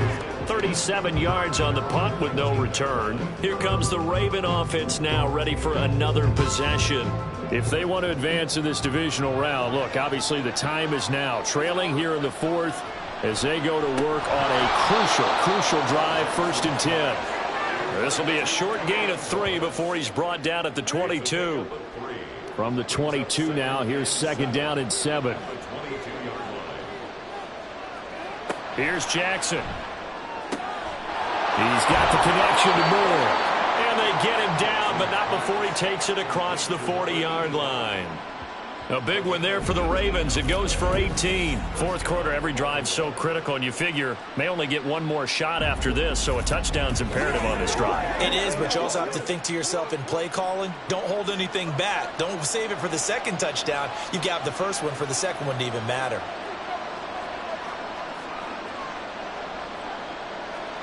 Throwing now, Jackson on 1st down.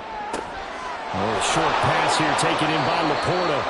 The result, only 4 yards there on the play, and it'll be 2nd down.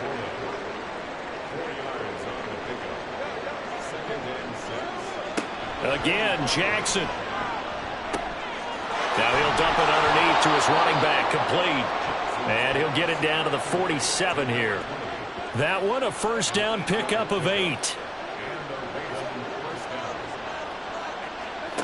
Now it's Jackson. And he can't find anywhere to go with it, and he goes down. And the offense moving quickly to the line. On 2nd down, here's Jackson. He's going to flip that out to the flat. It's complete. And they go backwards here, losing yardage back at the 48-yard line. Now on 3rd and long, they'll look to throw. All right, rifles one, and that's going to be intercepted. And the Chargers are going to take possession here at their own 47-yard line. This spot in the 4th quarter with that deficit, had to throw the football. Unfortunately, there's the risk of big turnover. And you know you're going to be throwing against nickel, dime, all sorts of exotic defenses, but you have to do it anyway. Ordinarily, you might want to run the football a little bit, try and get them out of it. But as you noted, this time of the game, this point on the clock, had to throw it. A look at the running back, the man out of the backfield as he gears up to go again. I guess it kind of goes without saying at this point, but he's had a great game, as we like to say, a nose for the end zone, no doubt. Continues to find it throughout this game, and I'm sure he's got a nice place to live.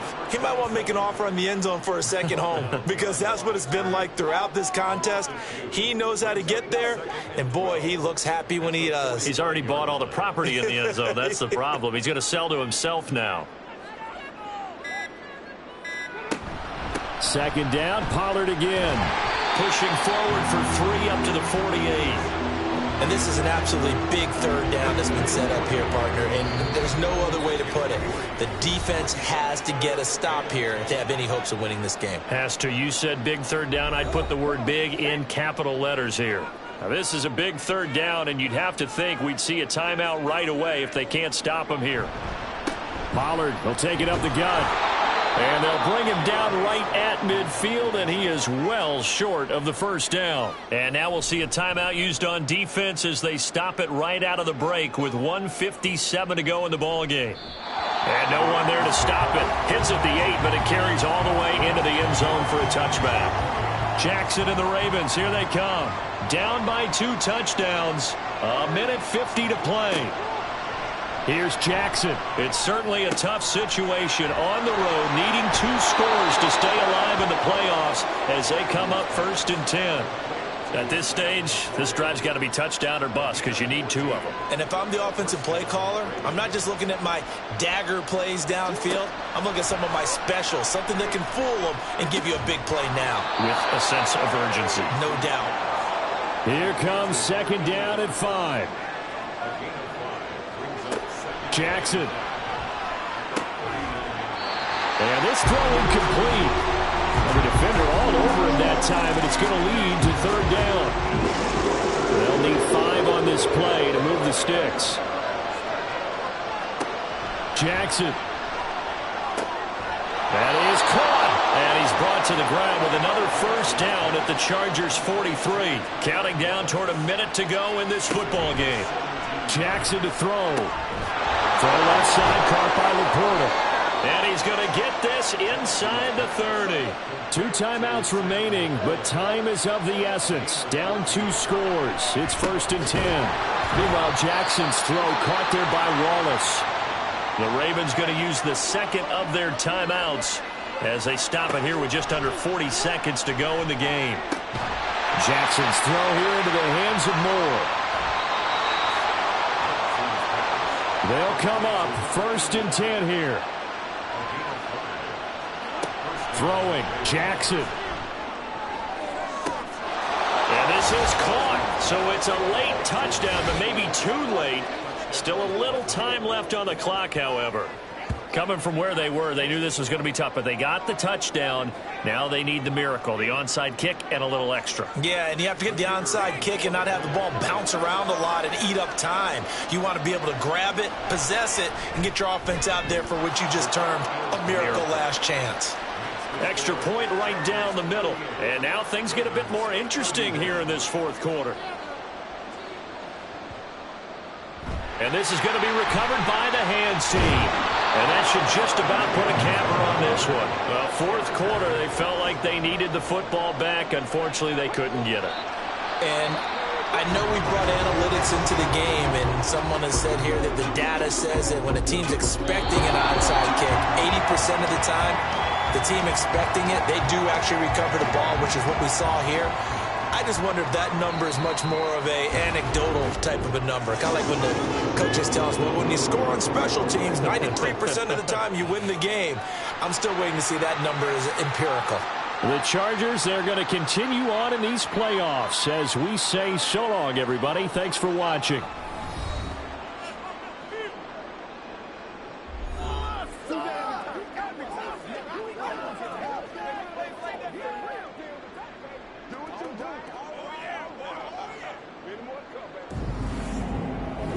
So that'll do it for my partner, Charles Davis, and the best darn crew in the industry. I'm Brandon Gaudin. This has been a presentation of the NFL on EA Sports. With that, we say good night, everybody.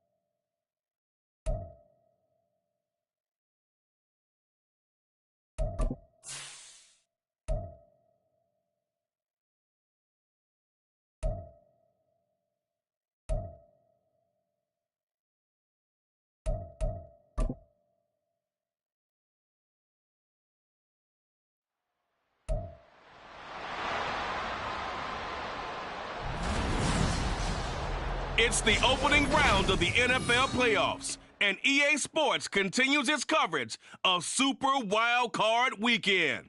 It's the Steelers and the Dolphins, and it comes your way next.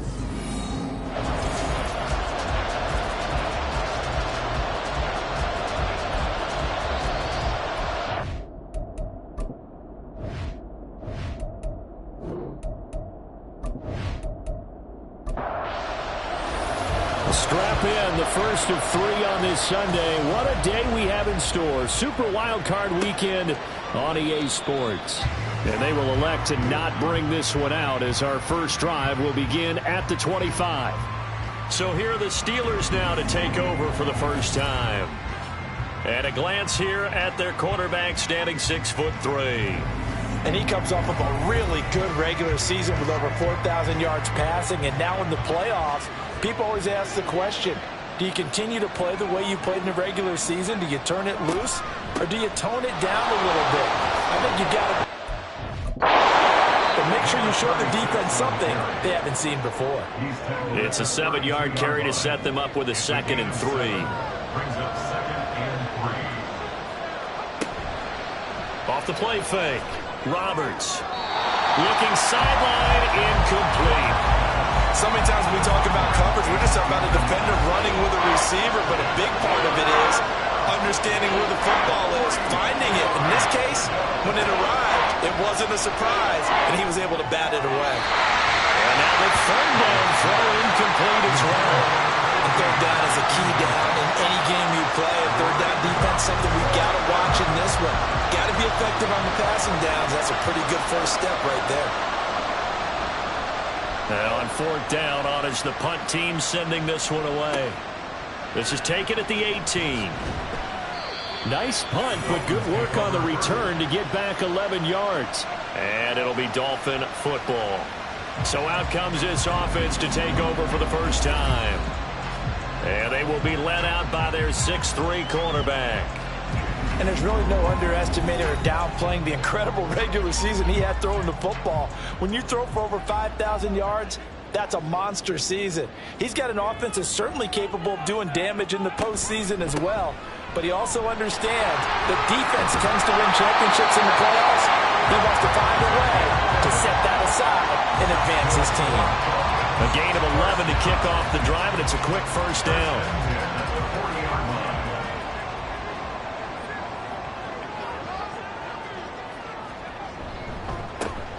And they'll give him another shot here on the ground.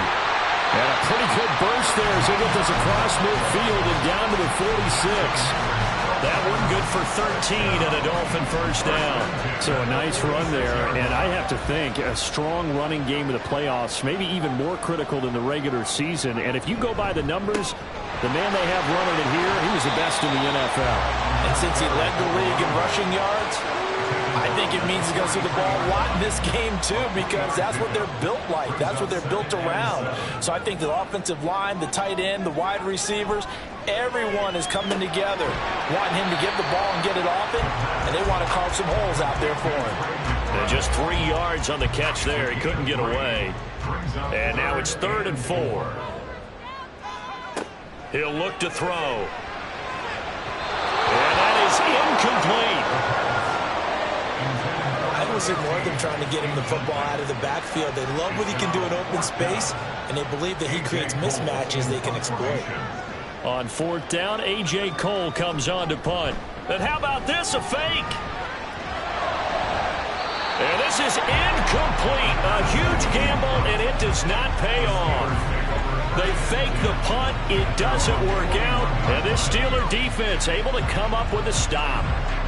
The Pittsburgh offense at the line to start their next drive. And a 3-and-out on that first drive. We'll see if they can do better here. They should have a better opportunity because the nerves should be settled now. That first series, everybody goes out a little extra emotion. So now they get a chance to go back out and say, okay, now we're into the game. Let's go play and play as best we can. You almost get a mulligan then on that first drive? Sometimes it absolutely serves that way. You get a second opportunity. Nothing big happened. But then again, you didn't commit any mistakes either. Off you go.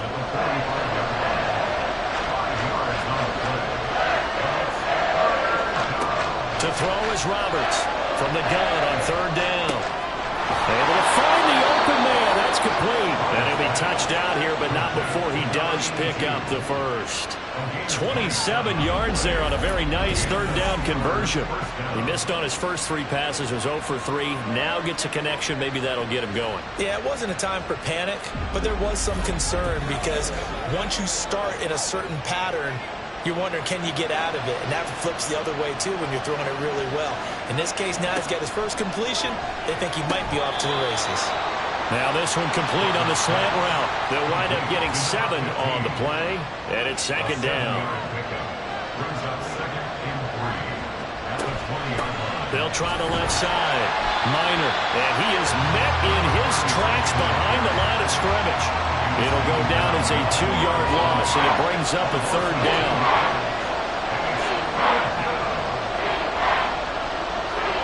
Back to throw. Roberts. Pass taken in by his big tight end. And out of bounds all the way down at the 3. His first catch of this wild card game, and it's good for a first down. That's a sharp throw right there on third down. They're looking to get the first points of the game, and they certainly don't want to be on a field goal. So that's a nice job to get the hook up and set up a first and goal. So first and goal and an opportunity for our first points in this wild card game. They'll try to run this one in. It's a loss of 4 on the first down play. That's a really alert defense there because they saw the heavy look come in from the offense, countered it with extra linebackers who brought a little bit of speed and heft, and able to really make a big-time play for their defense. He's got Anderson right side, and he takes this down to about the 2 before going out of bounds. Unnecessary roughness. Defense. A little too much extracurricular there. When you have a game with a lot of contact, tensions are going to run pretty high. You're going to be emotional, but you have to harness it somehow, and he didn't on that play. So the ball's moved to about the 1 after the penalty, first and goal. They'll try to run this one in. And he's in. Touchdown, Steelers.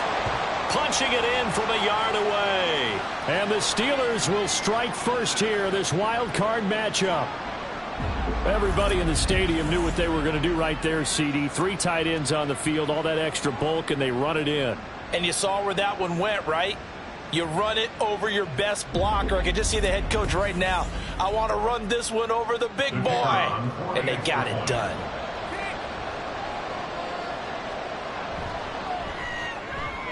Point after, right down the middle. And it's now a 7-0 game.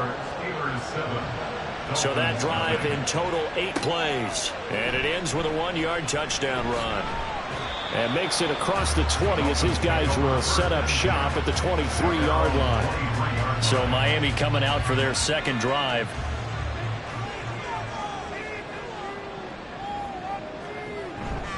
They go play action here on first down. Firing quickly here, and that's complete. And he'll get this out past the 25 before he's out of bounds. From the 28, it's 2nd and 5. It's a gain of 5. Brings up 2nd and 5. Now they'll throw here out of the gun. Now he'll dump it underneath to his running back, complete. Call it a gain of 3 on the play. And that's going to bring up a third down. Brings up 3rd and 3.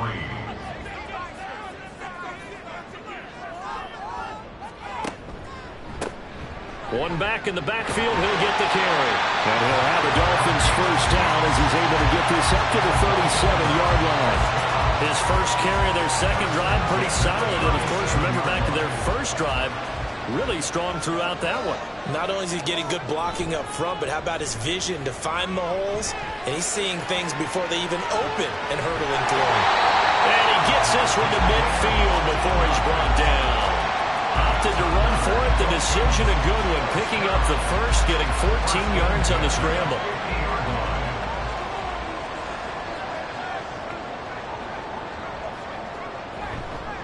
Now a play fake here on first down.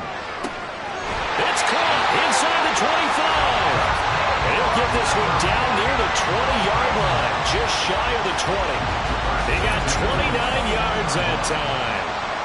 And this has been a nice answer to the touchdown drive against them a few minutes ago because they've come out and reestablished the tempo. A nice throw there, and they're putting together a very strong drive as a response.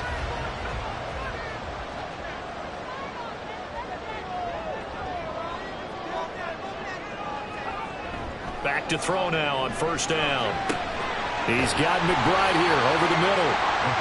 2 yards on the pickup there, and that's going to bring up second down. 2 yards on the pickup. It's second and 8 at the 18-yard line. He'll look to throw. And he's wrapped up. Taken down. Back at the 25. It'll go in the books as a 7-yard loss on the sack, and it's third down. Tall task ahead of him here, needing a full 15 yards to move the chains. Out of the gun now on third down. And pressure coming, and they got him once again. Nick Herbig, he's the one to get him this time, and back-to-back sacks brings up fourth down. We said it before the game, and I think it's still apparent. If these guys are going to advance in these playoffs, they're going to have to wreak some havoc coming off the edge. Yeah, wild card round. They told us the wild card could be that defensive pressure. They showed it there. Riley Patterson now on for the field goal. From the right hash and call it an even 50 yards. Patterson's kick is good. And they are on the board, but still trailing. It's 7-3. So they're able to end that drive with 3 points in this one-possession ball game. And ideally, you want to end every drive with points. Most quarterbacks would tell you, let's end it with a kick, right? A PAT, that's number one. Field goal you'll take. Punts, you really don't want to do that. In this case, they'll take the field goal and get prepared for the rest of the game. And the Steelers set to take the field.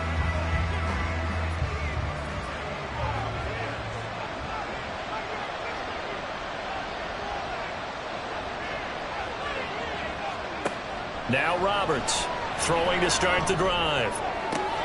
It's wheeled in downfield by Johnston. Down the sideline he goes. And into the end zone. Touchdown, Pittsburgh. A big play there.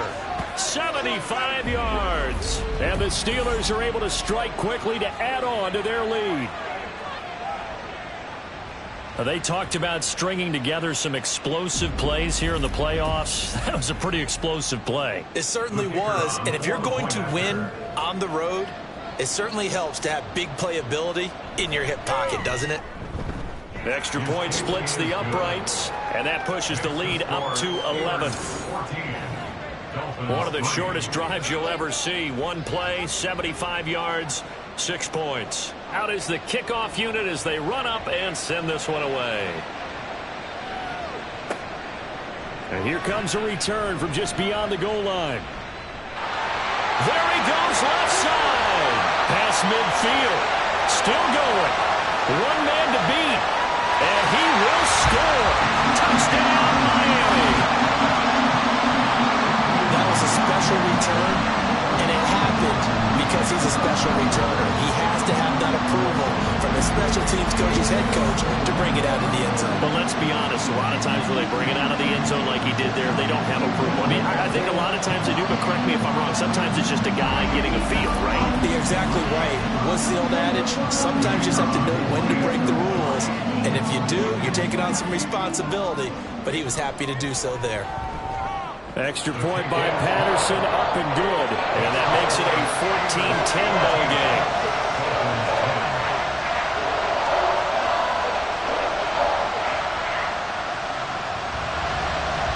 So let's try this again. After the kick return TD, here's yet another kickoff.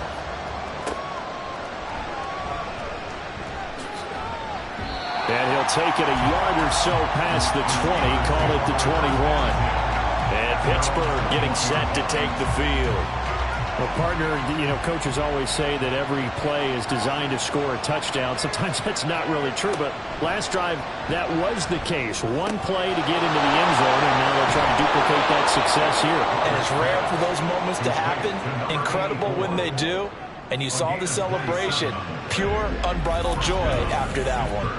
So many times in my career, I've heard coaches talk about completions are one thing. But as long as we're there at the catch and we get guys on the ground, we can live with that. But if you're going to give up 10, 12, 15 yards after the catch, then your defense is going to be in a lot of trouble. Roberts now on 1st and 10. He's got another one to Johnston. And he is going to lose yardage here. He was unable to shake free there, and they'll cover him for a loss of a yard. Here's Roberts looking to throw on 2nd down. To the sideline, and that is a heck of a catch as he was able to get both feet in. 13 yards. First down, Steelers.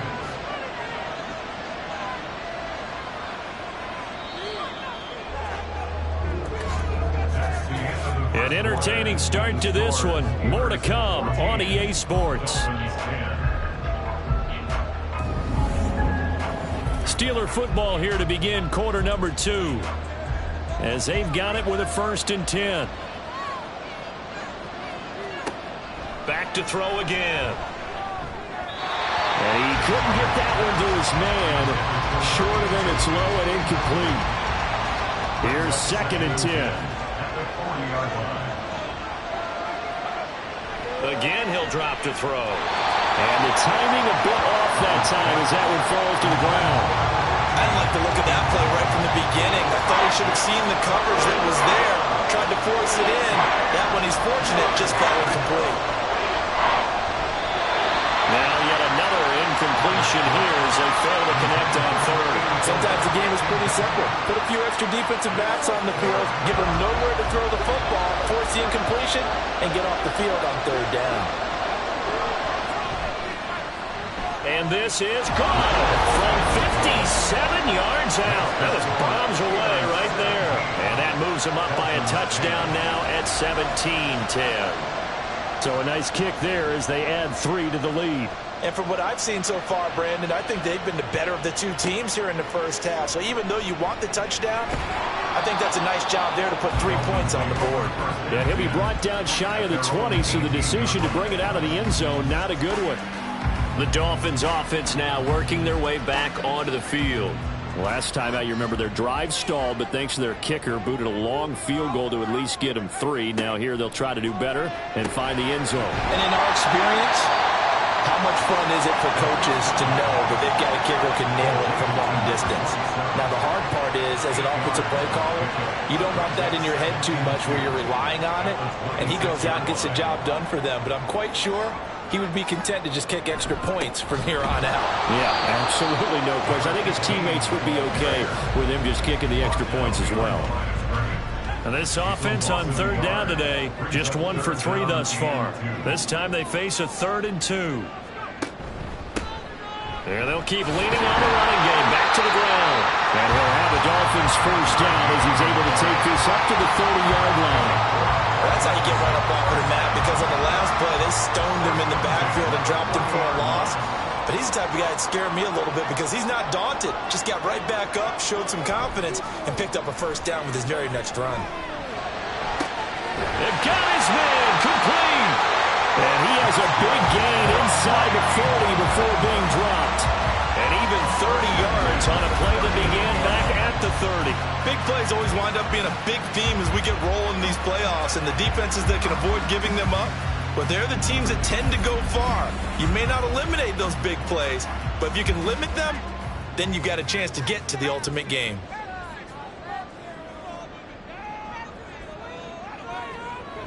They'll look to throw now on 1st down. And he'll take this beyond the line of scrimmage as he slides to a hole. He'll get 3 yards on the scramble there at 2nd down. The Steelers' 36-yard line. They'll set up to throw. Open man here is Scott, complete. His second catch of this wild card game, and it goes for a first down. First and 10 at the 28-yard line. Out of the gun, they'll look to throw. And he's going to go down here, a sack. They push him back to the 34. Keanu Bitten breaking through to get him to the ground. It's a loss of 7. Sacks, a growing theme in this first half. This is second and long. They'll set up a throw. Looking left side, and it's complete. All the way in for a Miami touchdown. A great play there. 34 yards. And the Dolphins are within an extra point of tying up this ball game. Getting your back involved, what's the importance there in the passing game? Well, oftentimes you can create mismatches because who's going to cover it, and you get him into space, which is where he likes to operate with the ball in his hands. Oftentimes makes people miss, gets that run after the catch, and off he goes. And into the end zone. Extra point by Patterson, up and good. And we've got a tie game here, a back and forth first half.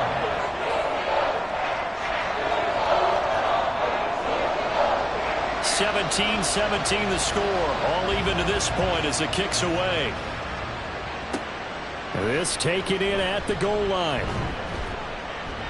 And he'll get it up across the 20 to the 21-yard line.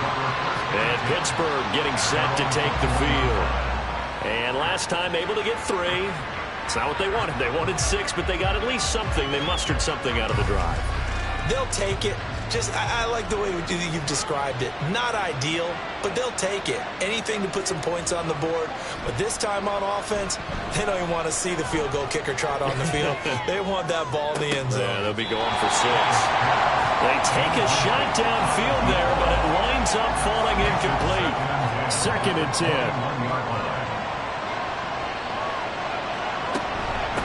Up the middle they go.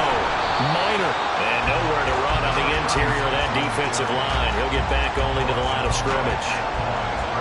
Third down and 10. Looking to throw. Roberts. And that is incomplete. Nice call by the defense there on third down. Just flood the field with extra defensive backs in their dime package. Nowhere to go with the football. Forces the incompletion. So they're forced to punt on 4th as this one's away.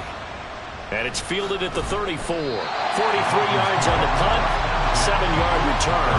Their quarterback in this offense heading back out to the field. He had the touchdown pass last time they had it. And they'll start here with a first and 10.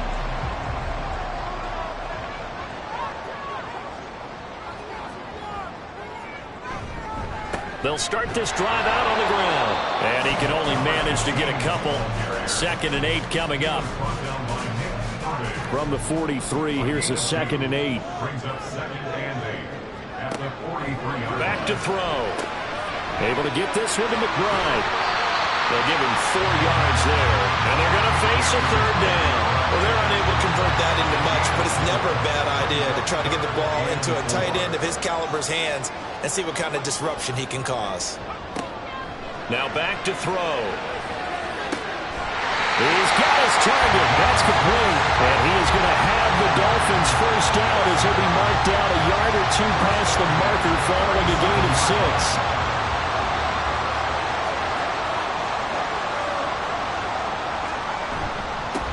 Now a handoff running through the middle.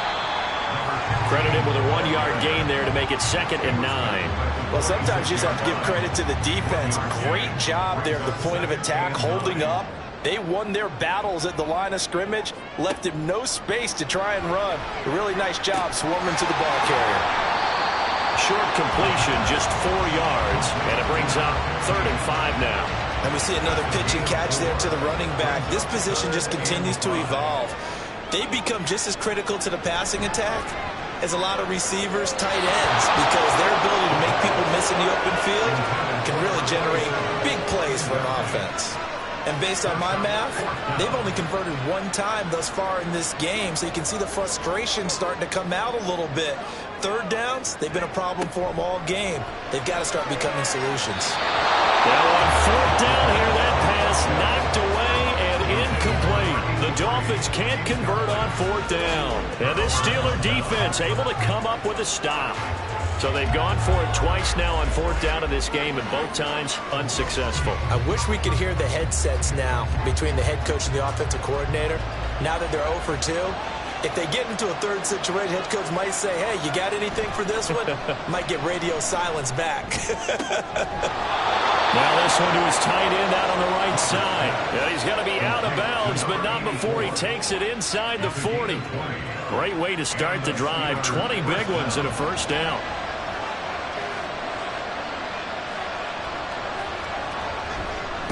Now a handoff up the middle.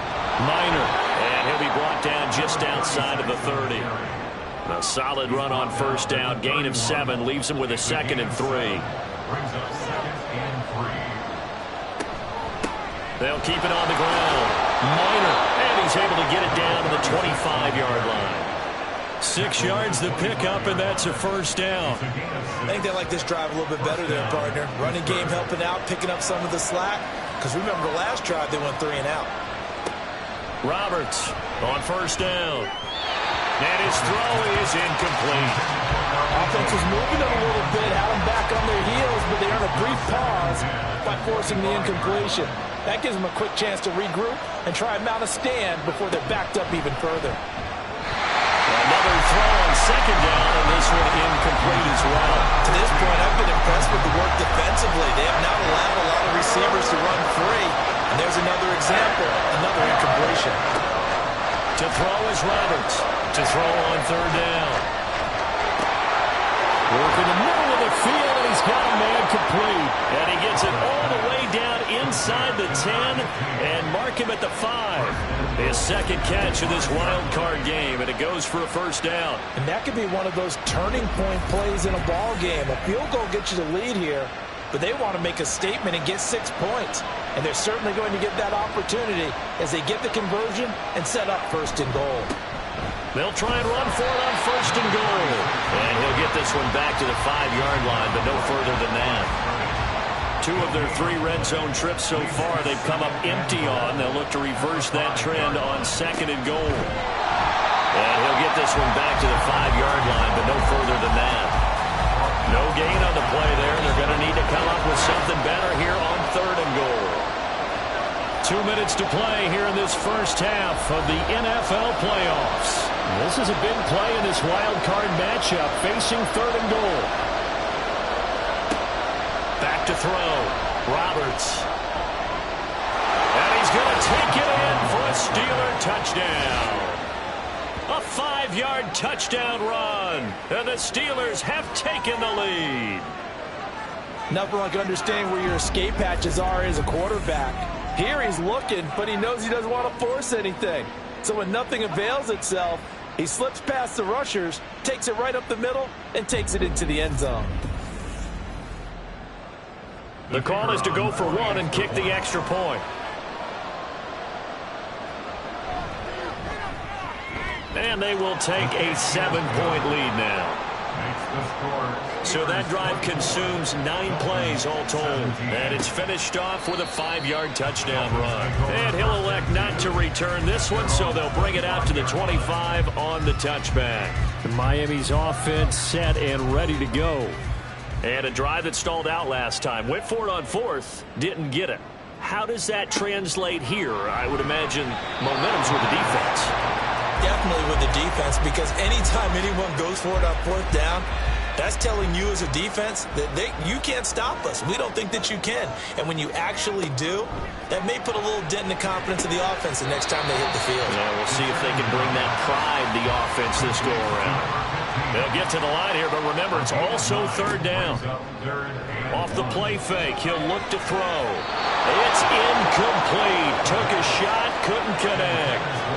Normally, I'd say this will lead to a punt attempt, but this offense already shown in the first half that they'll go for it on fourth down. Well, they should have already said, punt it, punt it. Head coach should have already made that decision. On fourth down, the punt team is on as this is sent away. And this will be taken at the 13.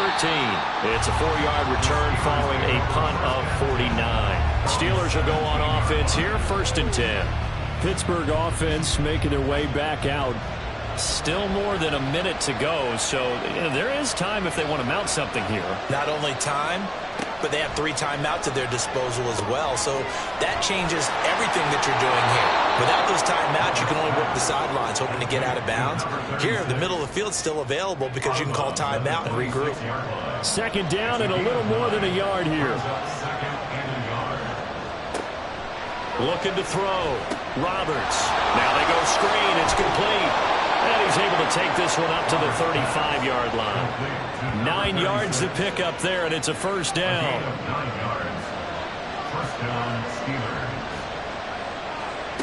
Back to throw.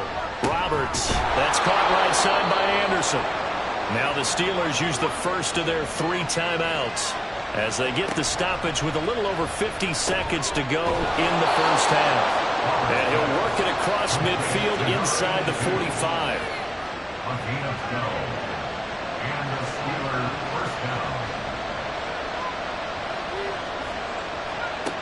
They'll look to throw again. And a hook up over the middle to Pryor. The Steelers signal for the 2nd of their timeouts as they'll stop it with 25 seconds to go here in half number 1. Able to find Pryor. And he will have a 1st down here as they get into field goal range as well, down at the 17-yard line. Now a timeout signaled for, and they'll get it with 10 seconds to go before halftime.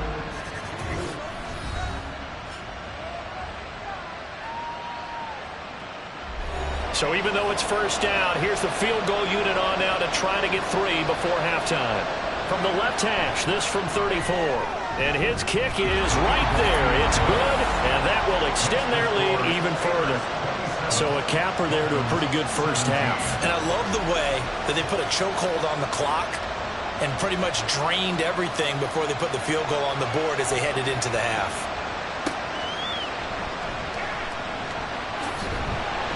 And it's a pretty good return here as they'll get this up to the 29.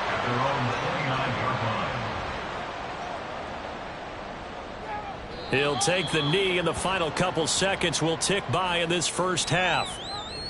So we're at halftime of this AFC wildcard matchup as we send you up to Orlando to check in with Jonathan Coachman and our EA Sports Halftime Report.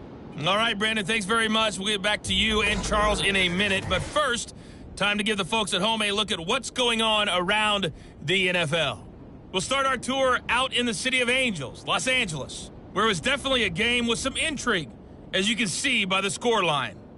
The Chargers are ready to make some noise in the playoffs as they finish off a 13-4 regular season.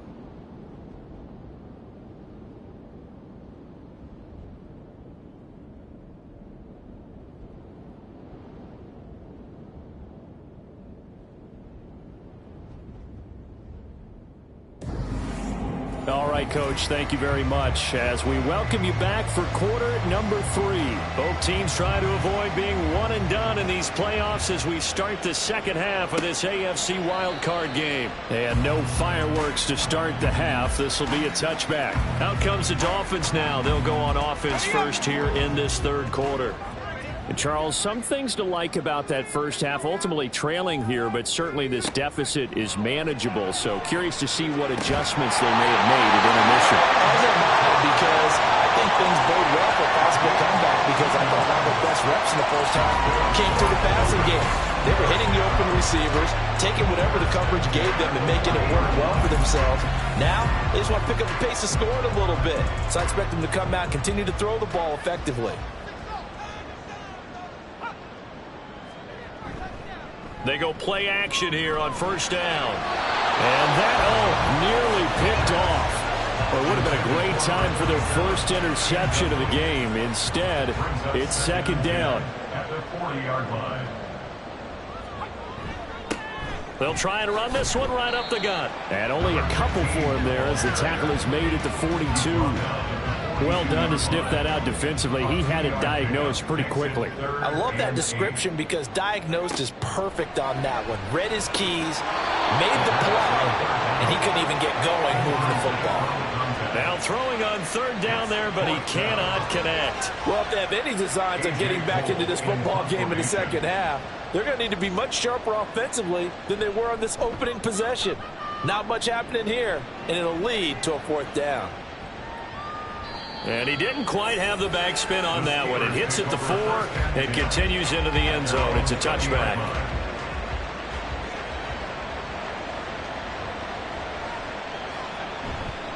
Now a play fake here on first down. And incomplete on the deep ball. They decided the opportunity was there and launched a deep ball, but he was unable to get away from the defender, couldn't create space, couldn't uncover the end of the route, and that one winds up incomplete. On second down now, Minor, and he'll get only a couple up to the 22. In the first half, he was held in check on the ground, but despite that lack of production, they still have the lead. Man, they've got to feel fortunate about that. If they could actually get production from their lead horse, that would help open up this offense and widen this margin, too. Now a third down throw, but it misses the target, incomplete. How about some applause for the defense there? They forced him to throw that one into coverage, and just like that, they're staring at a fourth down. Well done. And the punt team on now as this one's sent away. That's pulled in at the 32. They'll net only 35 here following a 43-yard boot, 8-yard return. And they will take over first and 10. Out comes the Dolphin offense now as they get set to take over here. The last series for him, a little disappointing, forced to punt. And now they'll try to do better here and come away with some points as they begin this drive, first and 10. They'll get this up to about the 44. I feel like I could see what he was thinking on that carry. Wanted to follow that big tackle through the hole. Ended up only getting 4 yards on the carry. I think he had designs on that one being bigger. Second and 6. And he slings one that's incomplete. His back has been a dependable safety valve all game, so he went back to him when his first read was covered. Just unable to connect, so the play results in no gain. On third down, he'll drop to throw. Being chased out left. And he's got the first down yardage there as he takes it just across midfield. Give him 7 on the tuck and run, and it'll get him a new set of downs.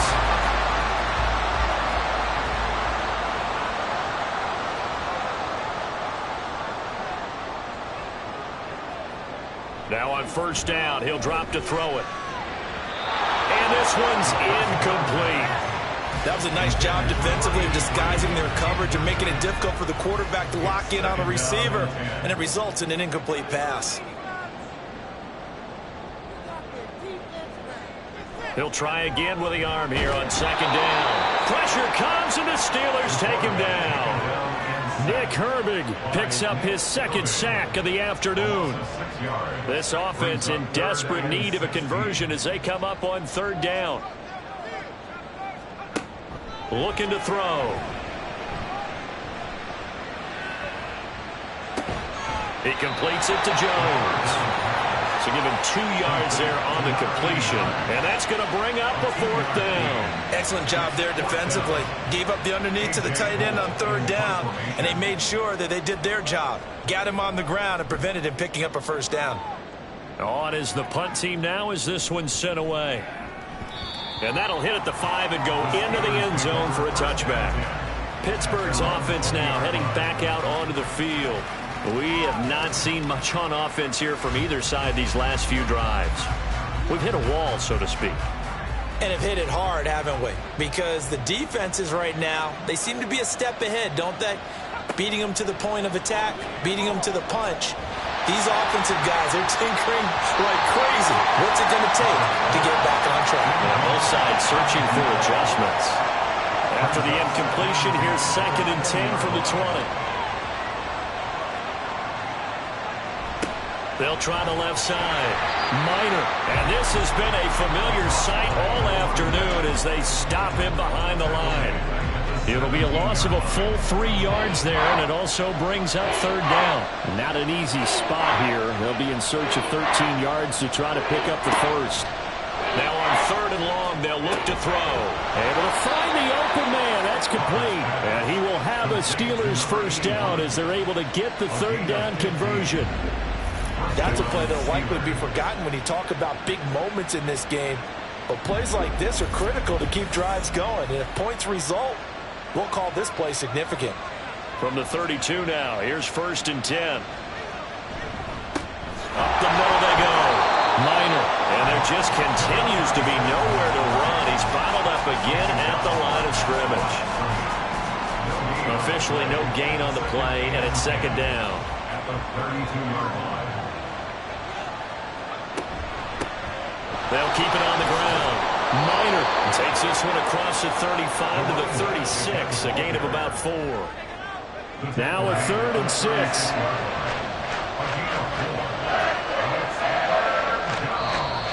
Now whistles here before the snap, and it looks like one of the Steelers may have moved.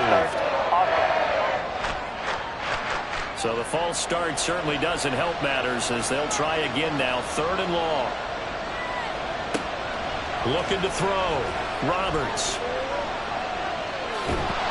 And he nearly got the first himself, but it appears he's going to be about a yard or two short. The scramble good for a nice gain of 10 yards, but still fourth down. The Steelers send out their punter now, as he'll punt it away for the 4th time today.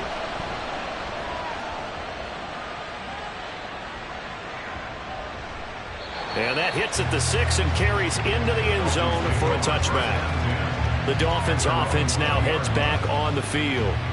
Defense got the better of them last series, forcing a punt. See if they make a few changes in the game plan here and try to get points out of this drive. First and 10. They'll start on the ground here on first down. And he is brought down at the 22 after a gain of 2, and it brings up second down. 2 yards on the pickup. It's second and 8. And they'll give him another shot here on the ground. And not much doing there. Maybe a yard up to the 23. Sometimes your philosophies get challenged at times you don't want them to. They did try to stick to the running game on the first 2 plays. Didn't amount to much. And now facing a third and long at the outset of this drive. Quick hitter here. It's complete. And he is going to have the Dolphins first down as they're able to get the third down conversion. And certainly had success throughout this contest, getting him the ball in the passing game, and there he picks up another first down. Whatever they saw going into this one, they've been able to capitalize on it, and no adjustment has been made to take it away.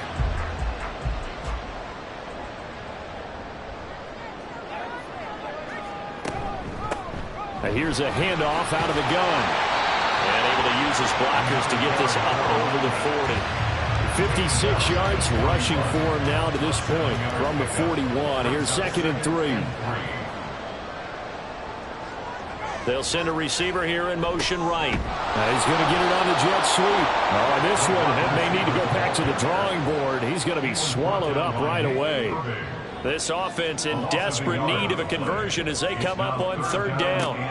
He'll look to throw. That is caught. And he is going to have the Dolphins first down as they're able to get the third down conversion. Well, we're used to seeing the guy that you consider the number 1 receiver double covered, but how about this guy? He's double covered and finds a way to make the play for a first down.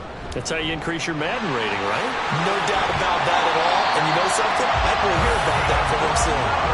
Another big gainer that time. This one goes for 19 yards. They had 3 tight ends in on that set, and they were really good at blocking for their running back. And give them a lot of credit because in football nowadays, tight ends coming out of college often don't block very often. These guys have really developed into superior blockers, and that's why they use them in this formation so often. That's going to be caught. Touchdown, Dolphins. A great effort there. 31 yards. And the Dolphins have cut it back within a score. As a fan, is there anything prettier than a well-executed post route? No, it's a thing of beauty, especially when it's done like that for a touchdown.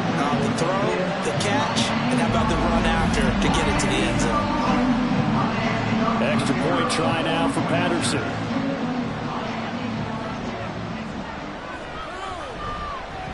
And the lead is down to a field goal now. So an 8-play drive covering 80 yards. And it winds up in 6 points for the Dolphins. Taken at the goal line. And he'll be tackled just shy of the 25. Now the Steelers offense gets ready to get back onto the field. Still enjoying the lead here in the third quarter despite their defense giving up that last touchdown. Now they'll see if they can get the equalizer here on this drive. Now Roberts off the play fake. Looking outside and he's got a man. That's Hall. And he'll take this to the other side of midfield before going out of bounds. A really good pickup of 28 yards. As they began this drive, I was wondering how they were going to attack since they're playing with the lead. Would they continue to try and push the ball downfield? Well, after one play, it appears that the answer is yes. So now 1st and 10 as they've crossed into Miami territory at the 48-yard line.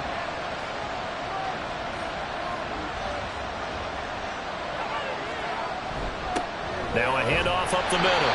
Minor, and he sneaks his way forward only for a couple here. 2nd down.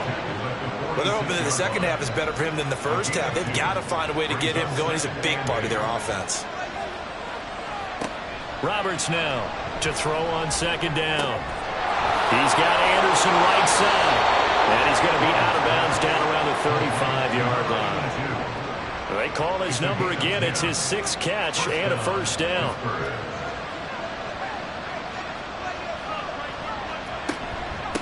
On 1st down, Minor.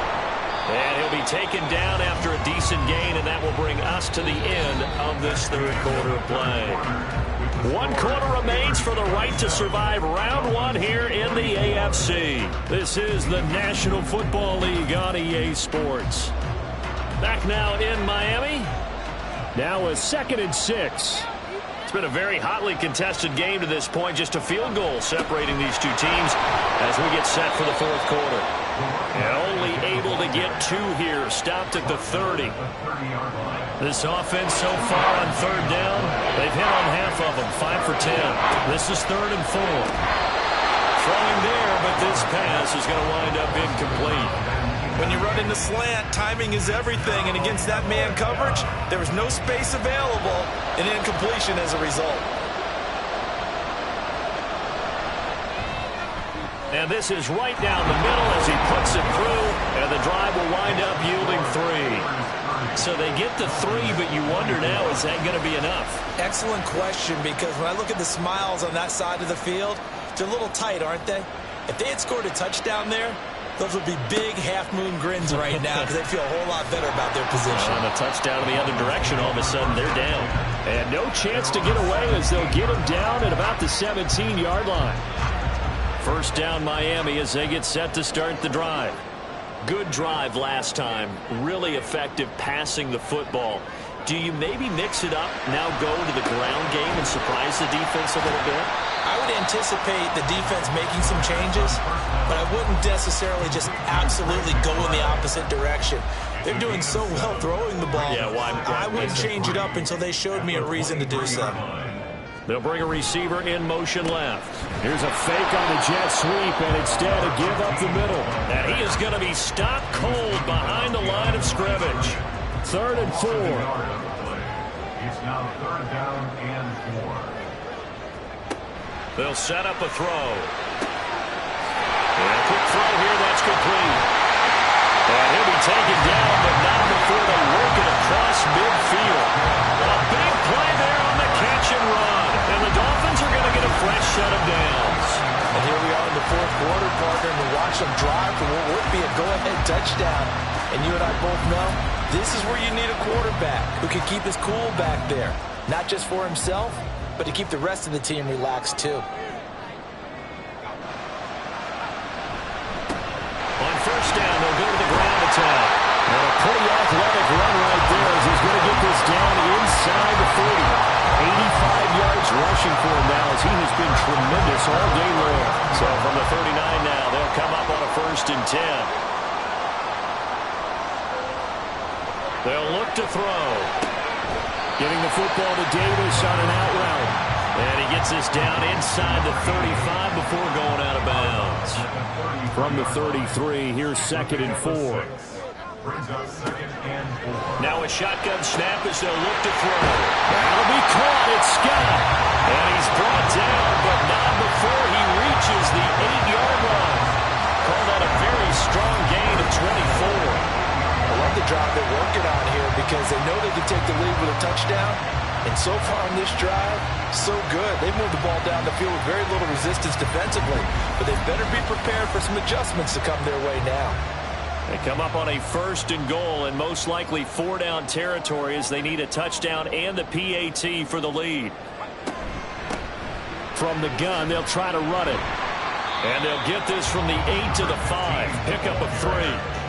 That's good power football on 1st and goal. A lot of teams will throw from there, but that's a nice job to chew up a few more yards and get yourself closer to the goal line. On 2nd and goal, they'll give it to him again. And not a whole lot there. He does get a couple, taking it from the 5 down to the 3. 3rd and goal, and keep in mind, very possibly 4-down territory. He'll look to throw. Touchdown, Miami. A great play there. With his 2nd touchdown of the afternoon. And the Dolphins are an extra point away from taking the lead here in the 4th. I know Paul Revere talked about by land or by sea, right? You know, 1 by land, 2 by sea. He didn't mention air because right now we're seeing a big-time performance, aren't we? That's 2 touchdowns so far in this game. Where'd you pull that one from? And, you know, every now and then I actually listen to history class. And you're just a scholar all the way around. You're reading all the time. I like that you fit that into the broadcast. You know, I just grab a nugget when I can. A very important extra point there, up and good. And they have taken the lead here in this 4th quarter. And they'll put up the stop sign there as his guys will get it at the 25. And Pittsburgh getting set to take the field. We certainly have a good one on our hands. They're trailing after that last touchdown, but now a chance for this offense to try to snag that lead right back here in the 4th quarter. They'll start this drive out on the ground. And he edges forward, but only gets a pair of yards out of it. It's 2nd down. They'll break the huddle, come up on 2nd and 8 at the 27-yard line. They run the counter. Minor. And he'll push his way forward to about the 32. It'll be a gain of 5, but still about 3 yards shy of the 1st down marker, and now it's 3rd down. They'll keep it on the ground. Minor. That'll be tackled about 2 yards shy of the line to gain. A 1-yard pickup leads to 4th down. But forget knowing where the 1st down line was. This defense created their own line of scrimmage. They won every battle up front. And a lot of times that is one-on-one. If you win your one-on-ones enough times, your defense is going to be pretty good. They had more people to the football and snuffed out the play. Averaging 50 yards a boot so far as this one's away. So possession goes over here on the punt. And it will be 1st and 10 as they take over. The Dolphins offense now ready to go back out onto the field. And this a very important drive leading in the 4th quarter of this wild card game.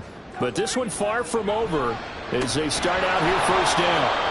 And forget about finding a lane. He barely had time to look up before he was planted in the backfield. It's a loss of 5 there, bringing up 2nd. They have 3 tight ends in that formation. That's almost a universal sign that they're planning to run the football. But how about the defense there? They met force with force and caused a stack up behind the line of scrimmage and threw it for a loss. Firing quickly here, and that's complete. And he's able to break out of 1 tackle, but then quickly brought down. The Steelers now in the nickel here on 3rd down. Out of the gun, they'll look to throw. Escaping the pressure right. Escapes the defender. Still going. And finally taken down at the 35-yard line. Big yardage there on the scramble and gets him a 1st down. But that's a killer because you think you've got it absolutely covered. And then he hot foots it out of there and picks up a first down. Drives you crazy as a defense. You're exactly right. Looked like a for-sure stop on third, and then the tables turned.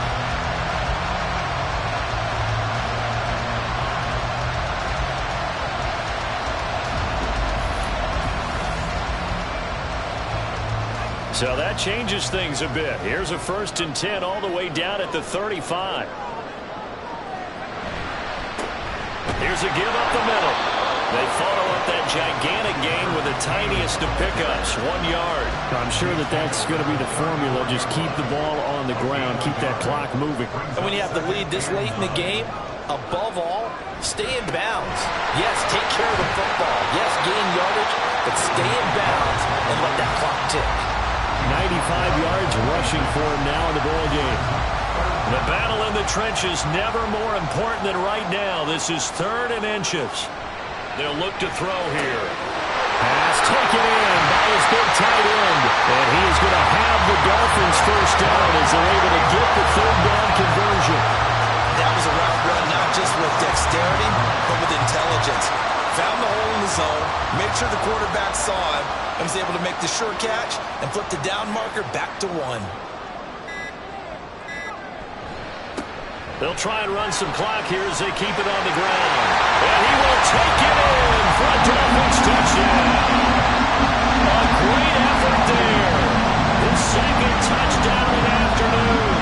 And the Dolphins get an important score there to extend their lead here in this 4th quarter. That almost looked too easy, and I think thanks goes to the offensive line for making it look easy. Yeah, I agree with you totally on that one.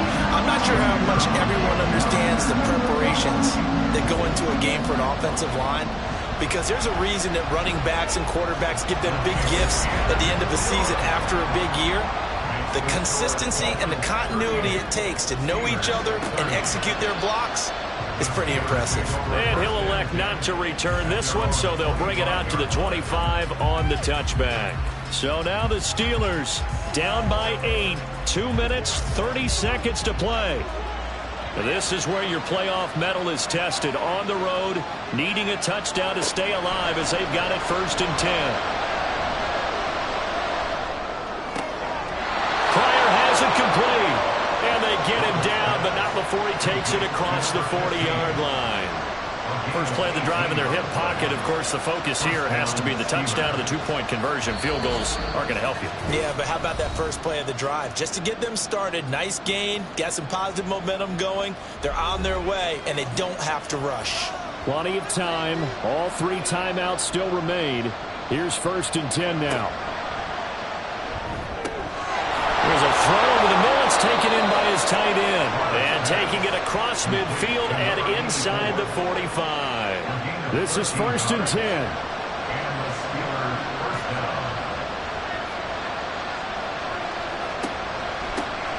Up the middle they go.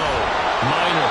And to the 36-yard line. Taken down there after getting 8 yards. They'll look to throw. And that is going to be incomplete as he led him a bit too much. He was unable to complete it there, and just not the game that you would expect from him. He's been off the mark really start to finish. Yeah, it makes you wonder what exactly is going on. Is he a little bit dinged up here, or is he just off just by a bit? Maybe he can get it back in this situation. He'll need to. As expected, they're going for it to keep the drive alive. And it's incomplete. They cannot convert, and they turn it over. They had to go for it with such little time remaining, and as a result, their playoff run may end right here. So the defense has to stay out and get one more stop. They were able to do it, forcing the incompletion. So on their record, that goes down as a successful play. Doesn't matter how they got there, how it happened. They got it done. They're the ones that are jubilant. Now the Steelers use the first of their 3 timeouts as they get it with under a minute to go now in the football game. Another run on 2nd down, trying to cover up. Now a timeout called for by the defense as the clock will stop with 55 seconds remaining in the football game. And he is going to have a Miami first down, and the Dolphins are going to win the football game. And they'll indeed take a knee.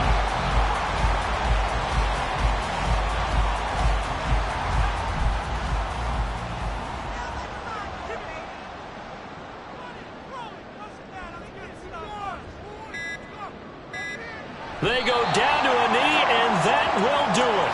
They are moving on here in the playoffs.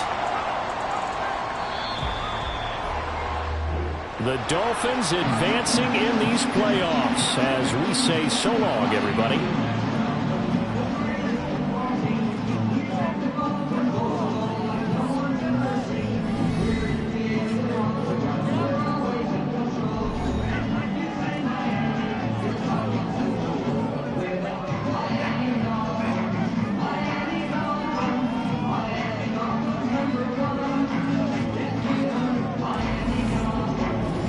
So that'll do it for us. For my partner, Charles Davis, and all the hard-working men and women on our crew, I'm Brandon Gaudin. You've been watching the NFL right here on EA Sports. The Dolphins are winners here as we say so long from South Florida.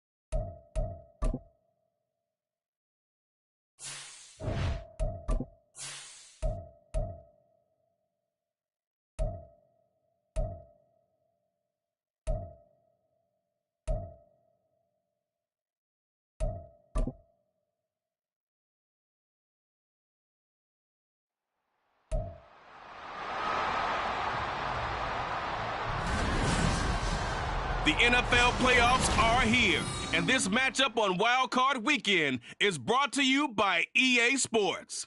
It's the Falcons and the Niners. All that and more coming up next. It was a frequent sight in the 80s and 90s, and it's continued on till today. Playoff football in the Bay Area as we welcome you to Levi's Stadium in Santa Clara. Straight ahead, it's Wild Card Weekend, and we've got a great one in store, as it'll be the Atlanta Falcons taking on the San Francisco 49ers. Hello, everyone. Welcome to the postseason on EA Sports. Alongside Charles Davis, I'm Brandon Gaudin. And, Charles, that's really all I need to say to get you fired up. It's the postseason on EA Sports. And no one's more fired up than the guys who are going to be playing in this game. This is what they fought for all year long. Go back to the OTAs, the mini camps, training camp, throughout the season to get to the playoffs. Intensity level will be off the charts.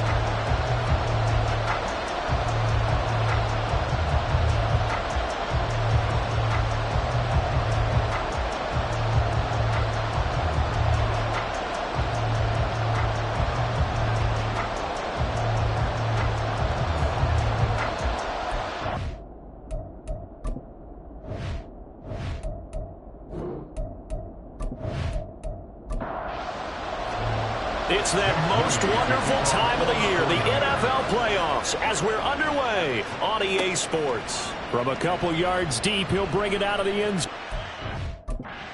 And he will make it back to the 15, and that's it. Good coverage there by the kick team. So here come the Falcons now to get the football for the first time. And a glance here at the vet. He's got a lot of years under his belt in the National Football League. And he was absolutely sensational throwing the football all year long, better than 40 touchdown passes. That means he made good decisions, and his team trusted him with the ball. So I can't imagine a scenario in this game where they changed their philosophy. If they trusted him in the regular season, they're going to trust him now and let him turn it loose. This is 2nd and 8. A gain of 2 brings up 2nd and 8. Now Stroud. Throwing middle, and it's complete. And he almost gets this to the 30, taken down about a yard shy. First down, Falcons. On first down, here's Stroud. Oh, he tries to force it in, and it's intercepted. Inside the 20. And into the end zone. A pick six for the 49er D as they score a touchdown. So a big defensive play there on the opening drive, no less, as they make the interception and bring it back for the score. And I think that's a signal for how this defense wants to play. They want to be disruptive, and you know they're going to take some chances. Well, sometimes it can burn you, but right there, it paid off. Jake Moody now for the point after.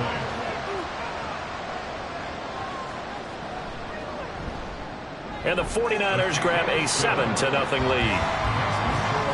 A heck of a play there defensively, getting the interception, navigating his way into the end zone for the touchdown.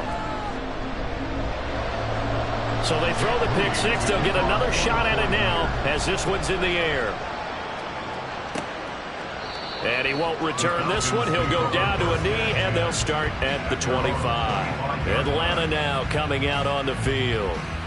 They just did manage to sneak into the playoffs as a 6th seed, so it's a tough road ahead. They know that. They would need to win 3 games on the road in January. But, hey, here's the bottom line. There's 18 other teams that wouldn't mind being in this spot right about now. Yeah. Well, the first play of the game going to be intercepted.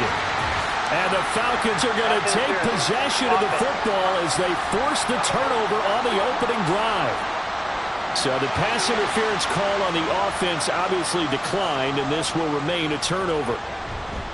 They go play action here on first down. And incomplete, a drop there in the middle third of the field. That'll bring up second down.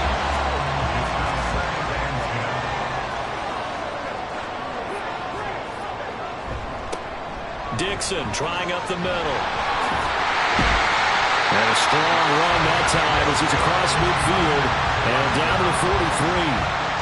The Niners have the first down on a gain of 11.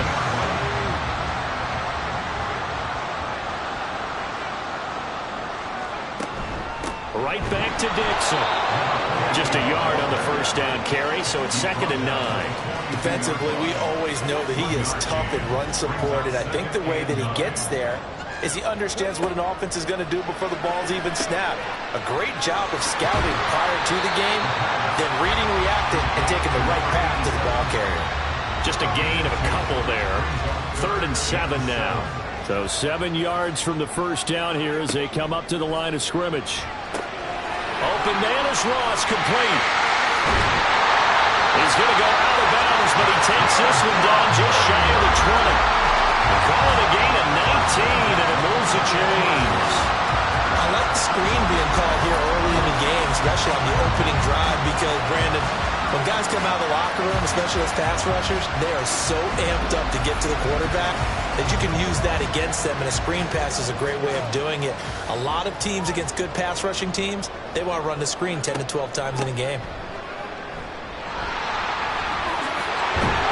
And he gets it inside the 10 to the 9. A good gain again. That's now 31 yards combined on those last 2 plays. And in a situation like this, you're in the second half with the lead, trying to get to the division round. They're going to let him do his thing on the ground, and that's a great run there to pick up a first down. This is caught. That will go as a pickup of 7 on the 7th play of the drive. From the 2 now, 2nd and goal. At the Falcons' 2-yard line. They'll try to run this one in. And he pushes forward but comes up short of the goal line as he'll get a yard down to about the 1. They've been denied touchdowns in the red zone twice already. Here comes 3rd and goal. They'll try and pick it up by running the action to the right. And across the goal line into the end zone. Touchdown 49ers. It's their quarterback, keeping it himself from a yard out. And the 49ers go up by 2 touchdowns. Early on, they have all facets of the game working in tandem. Yeah, you give the defensive touchdown early to give you the first score, and then your offense piggybacks on top of that and gets their own. And any coach we've ever talked to, we've had that conversation with them prior to the game, they always say, you know, if we can score on defense or special teams, that gives us like a 95% chance of winning the game. I don't know if that number's correct, but it certainly does tend to play out that way, doesn't it? It does. So here's Moody back out there now to send this one away. And he'll elect not to return this one, so they'll bring it out to the 25 on the touchback. Been a nightmare of a first quarter for him. 2 interceptions, 1 return for a touchdown. As he starts again here, 1st and 10. A run for Murphy. And they're able to get this one across the 35. It's a gain of 11, and the Falcons pick up the first. How about that there? No frills, no additives, right? Nothing crazy. Just find a way to pick up the first down. A nice run right there. Meanwhile, the throw here is complete. There he goes, right side. They're trying to tiptoe the pylon, but they're going to say he stepped out at the 1-yard line. A big play there on the catch and run. 63 yards. Oh, man, disappointment that he couldn't finish that off in the end zone. What an effort there, doing all he can to get to the pylon, and he's going to wind up out of bounds just short. But a huge play there, going to set him up with 1st and goal from very. And he'll take it into the end zone. Touchdown, Atlanta. Bijan Robinson taking it in from a yard out. And the Falcons are back within a score. Well, that was a quick drive. The passing game set it up, and then the running game finishes it off. And how about how few plays it was to get it done, but they threw it downfield and then pounded it into the end zone. And as a former defender, I can tell you, it hurts just a little bit more when they run it into the end zone instead of throwing it. Extra point right down the middle, and that'll make our score 14-7. The dangerous Hill now to return. And he'll get it up just past the 20 as these guys will go to work at the 21-yard line. Back out there comes the 49ers offense ready for their second drive. And that last drive was very, very balanced, pretty methodical. You think they go that route again? I'm always of the school that until they stop me from doing something, I'm going to continue. And I think that that's exactly what they'll look to do. But the beauty is the balance that they've created sets up opportunities for big plays. Looks like a run, turn into a play action, and throw one deep. Clock rolling as we hit the midway point of this first quarter. Now on first, Dixon again. And he'll get this one up to about the 39 here. 7 yards on the pickup there, and it'll leave him with a 2nd and 3. 7-yard pickup. Brings up 2nd and 3.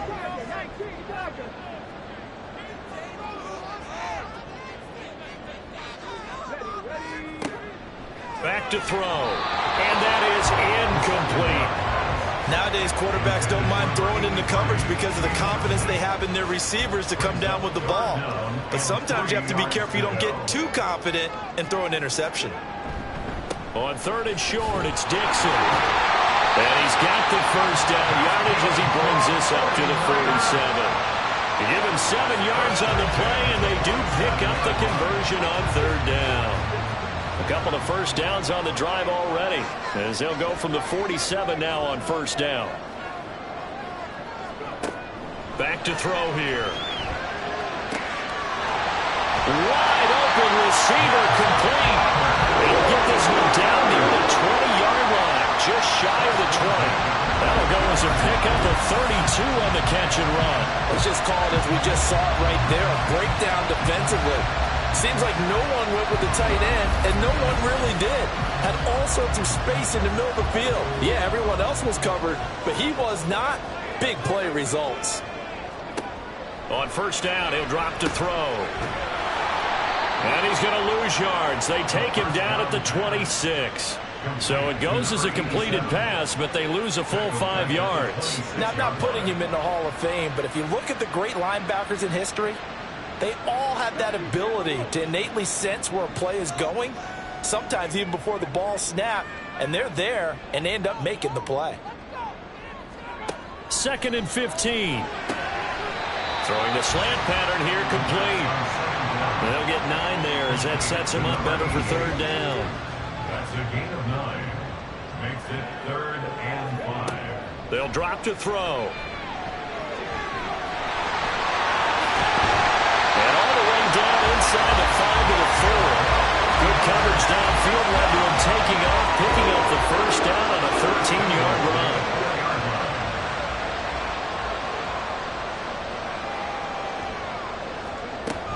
Oh, how about this on 1st and goal? And he's going to take it in. Touchdown, San Francisco. Taking it in from 4 yards out. And the Niners are able to extend their lead. Well, still in the first quarter, and look out. I mean, they are on pace for over 80 points in this game. I don't know that they'll get there, CD, but this has been impressive to watch so far. That certainly would be history in the making, wouldn't it, partner? I'm glad we're here to actually watch and see if it actually happens, although, like you, I have my doubts, but they are firmly in control of this game. Moody good with the extra point, and it's now 21-7. That time, a 9-play drive, and it results in a 4-yard touchdown run. So after the made field goal by Moody, he's back out to kick this one away. The return man down to a knee, and this will come out to the 25-yard line. Now the Falcons offense gets ready to head back onto the field. They trail early on the road in the playoffs. Not a great combination as they've got it 1st and 10. Now a handoff to start it out. Robinson. And he will lose yardage and be backed up to the 24. He'll lose a yard there, and it's 2nd and 11. Part of the thinking when you bring in extra tight ends, you're hoping that each of your guys gets those one-on-one blocks and creates a crease for your runner. You know what the converse is, though? You've got to win those one-on-one blocks, and when you don't, that's the result you end up with. And he's taken down, but able to slip across the 35. So here's a 1st and 10 at the 38. Here's Stroud. And he will find his man on the outside. And he'll be out of bounds, but able to get it up past the 45. Falcons first down. On 1st and 10, it's Robinson. And that play going absolutely nowhere as he's belted before he could get out of the backfield. That's going to go as a loss of 4, and it'll be 2nd down. That was well played there defensively. 2 tight ends in the formation, which essentially gave him 7 blockers up front. Hard to imagine with all that size and beef that they could let a tackler through. But that's exactly what happened. A loss resulted. On 2nd down, it's Stroud. Quick hitter here, it's complete. And he goes out of bounds. It looks like right at the 50. It'll be a gain of 5. And that's going to set up a tough 3rd and 9. From the midfield stripe, they'll look to throw. Over the middle into traffic, and that's complete. And they're going to mark him down short, maybe by about a yard, if that. A pretty wild first quarter. 21-7, our score.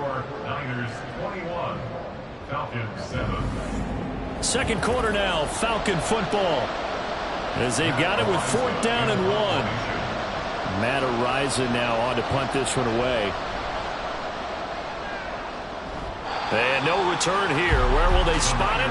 They say just outside the 20-yard line. The 49ers offense now, they work their way back onto the field.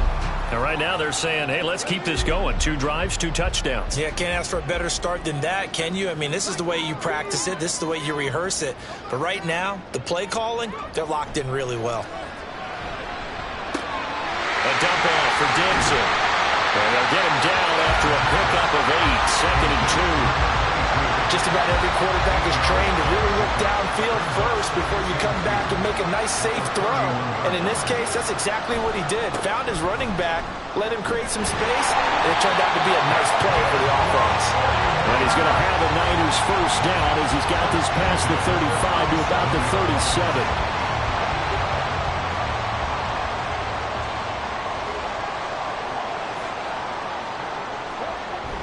On 1st down, they go with Dixon. And a 5-yard gain gets him to the 42. Solid running there. And, CD, we hear so much about what it takes to win in the playoffs. Most people like to include having a strong running game in their assessment.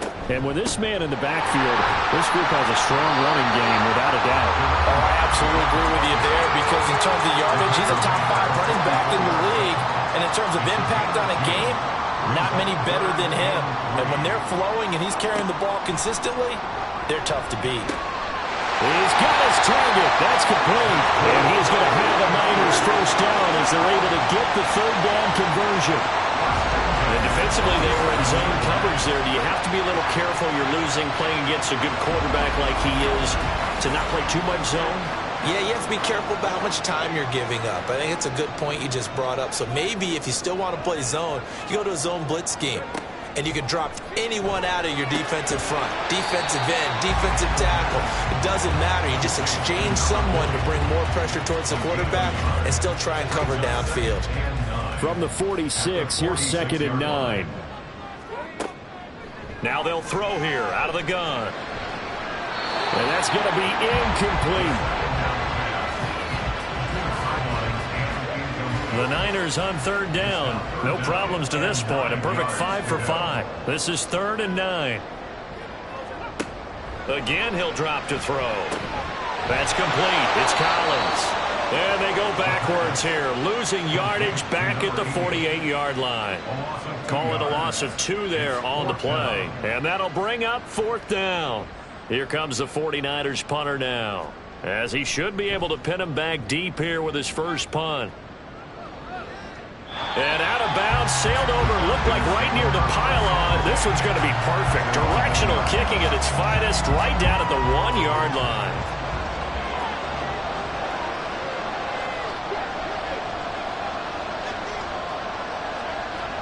Stroud from his own end zone. Toward the sideline, and look at that catch. Dragging the toes, and that's going to be a first down. Well done. They were looking for a cushion from that end zone. He gave it to him. 15 big yards. Well, these guys have definitely been outplayed in the first half, but I like their countenance. I like the way that they haven't panicked out there, the way they're carrying themselves. They're starting to move the ball, and what you have to do, maintain your poise and start to put together some drives. So a little breathing room now. 1st and 10 at the 17. Robinson up the middle. And he'll take this one up over the 20 to the 21-yard line. 5 yards is the tally on 1st down. That brings up 2nd and 5. Brings up 2nd and 5. And he can muster only a couple here to the 24. Just not a whole lot of room to operate there on that carry. No, not at all. They did a really nice job staying in their proper places and not allowing any lanes to open up. And that one going nowhere from the start as he's met in the backfield and goes backwards. Tough sledding. They lose a yard there on 3rd. That's a tough one right there. He ran right into the teeth of the blitz as the linebacker was freed up in order to stump that one for a loss. I think quarterbacks got to see that. Got to find a way to audible into something a little more advantageous.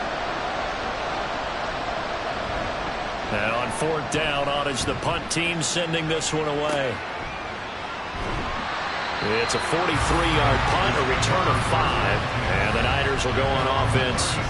1st and 10. Getting set to go again as we look at the back, heading onto the field again. He's over 40 yards here in the 2nd quarter. Been nice and effective for them, hasn't he? He has definitely been dependable and really shouldn't underestimate what he's getting done here, because anytime you're on a pace that's going to approach 100 yards, you've really done some damage in an NFL game. And now he's looking just to add to his totals.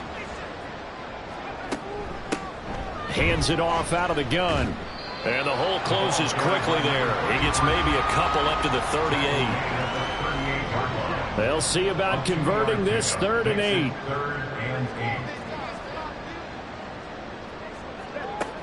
They'll set up to throw. And he's got the hook up to McLeod. And a great effort there to shed the contact, and it helps him pick up the 1st. It's a 9-yard gain, and it keeps the drive moving. And a good quarterback facing zone coverage. If he has just a little bit of time to survey the scene, that's what's going to happen. No doubt about it. If there's no pressure, he's going to continue to pick them apart because he'll have all that time to find someone open downfield. You can only cover for so long. So maybe they want to go to a zone blitz scheme, get a little bit more pressure. Remember when Carolina did that against Denver? They lost the game ultimately. They dropped the defensive end out, and he ended up with an interception in that game in Super Bowl 50. Maybe some sort of scheme like that to try and get more pressure at the passer. At the 50-yard line. On 2nd down, it's Lawrence. And great blocking downfield as he's got this almost to the 45-yard line. A 14-yard gain there as they look to improve this 14-point lead. So from the 36 now, 1st and 10. They'll try the counter with Dixon. And he'll get what he can up the middle, 3 yards. That'll bring up 2nd down. Some of the most unselfish players on any football team, defensive tackles, because we ask them to just eat up blocks and allow other people to make tackles. But when he can make a play himself, as we just saw there, that's a big day. Now a quick slant as the throw's complete. 3rd catch of this 1st half for him, and this one is a 1st down.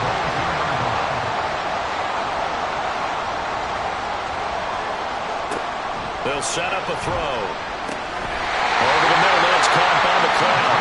And able to get him down, but he does reach the 5. Another big hitter there. This one good for 18. Just picking up yardage in bunches here these last few plays. They have moved right down the field, and just like that, they're going to be set up with a 1st and goal.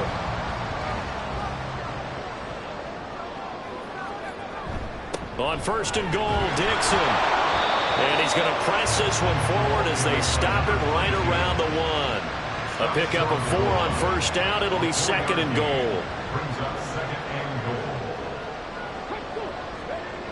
He'll try again. And I don't think he got in. He did not.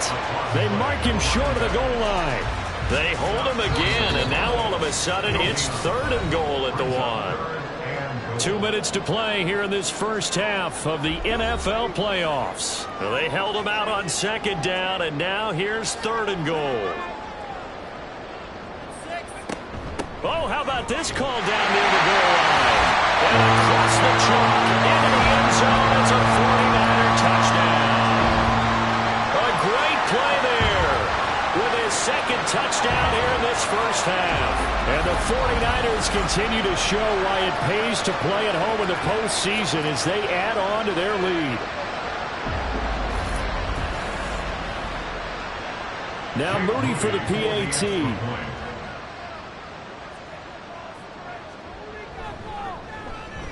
He knocks it through. It's 28-7. So that one a long 11-play drive. And it ends with a 1-yard touchdown run. This fielded right at the goal line. And he brings us out past the 20 to the 24. Here comes the Atlanta offense now ready to take over here. They're down 3 touchdowns to this point, needing to put something together as they have it 1st and 10. Stroud working out of the gun.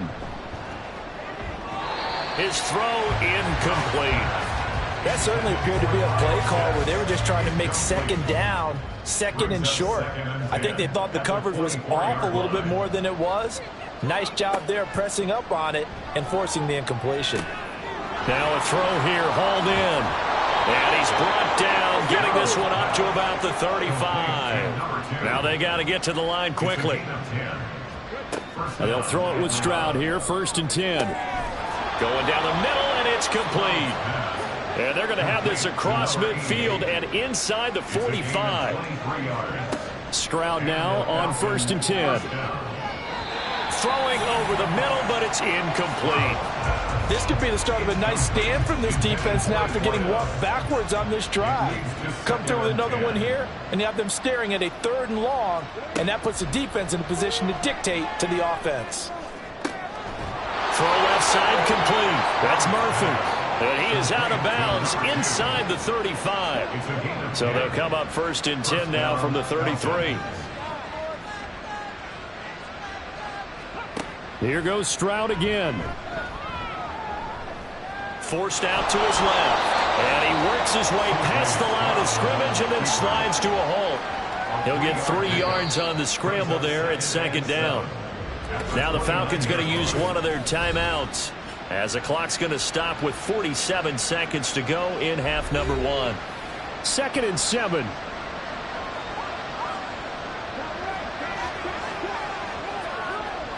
Back to throw. Here's Stroud. Looking left side, and he's got a man. That's Murphy. The Falcons going to use the 2nd of their timeouts as they'll stop it with just over 40 seconds to go in the first half. Work in the middle of the field, and he's got a man complete. And they're going to have a 1st down and also well into field goal range, all the way down to the 15 here. But with the score where it is, you're not thinking field goals right now. You need touchdowns. So that was a much-needed conversion there on 3rd down.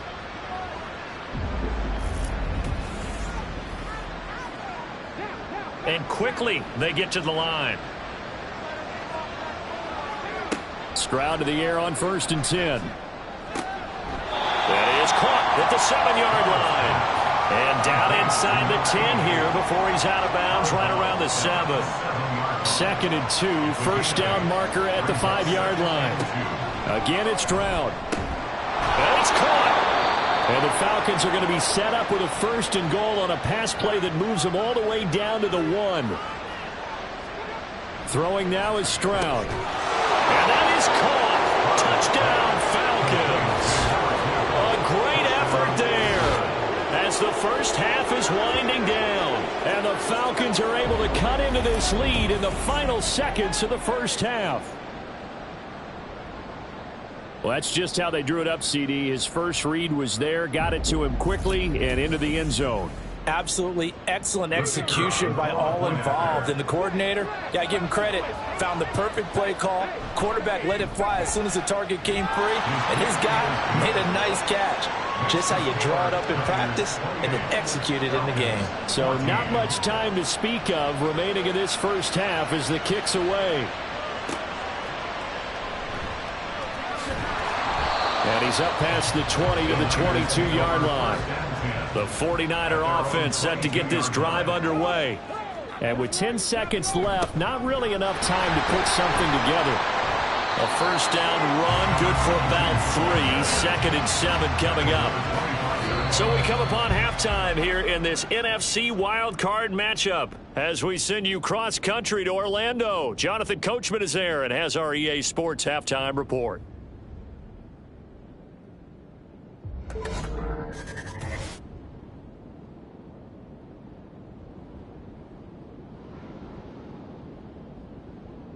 But first, time to look ahead to Sunday's action here in the NFC. A 4-5 battle that ought to be a tight one, as it's going to be one heck of a battle, that's for sure. Meanwhile, in our game, it took a little while to get settled in, but we were in for a battle royale in this second half. And to call the action, let's go back to the guys who've been there all year, Brandon Gaudin and Charles Davis. All right, Coach, thank you, and we welcome everyone back for quarter number 3.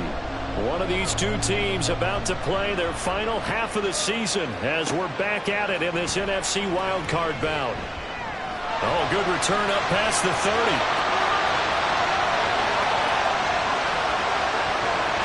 Touchdown! The kick return touchdown goes for 97 yards. And the Niners are able to strike quickly to add on to their lead. And talk about taking words and bringing them to life. At halftime, I will guarantee you in their locker room, they talked about pressing the kicking game because you can get an advantage if you do it right, and they just did.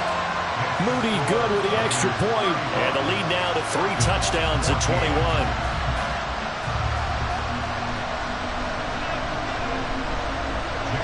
So now the other return teams out there as they'll try to duplicate what they just saw. And we will not see an attempt to match that return touchdown as this will be a touchback and bring it out to the 25. Here comes the Falcons offense. It's their first possession of the second half now.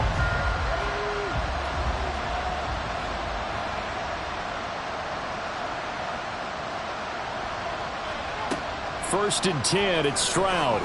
Now a quick throw there, but it's going to be incomplete. It certainly didn't appear that that's where he wanted to go with the ball initially, so he tried to get something out of it by dumping it off to his running back unsuccessfully. 2nd and 10, Stroud to throw yet again here. It's caught on the right side by Robinson. And he will lose yardage here back at the 23-yard line. 2 yards the loss, and now 3rd and 12.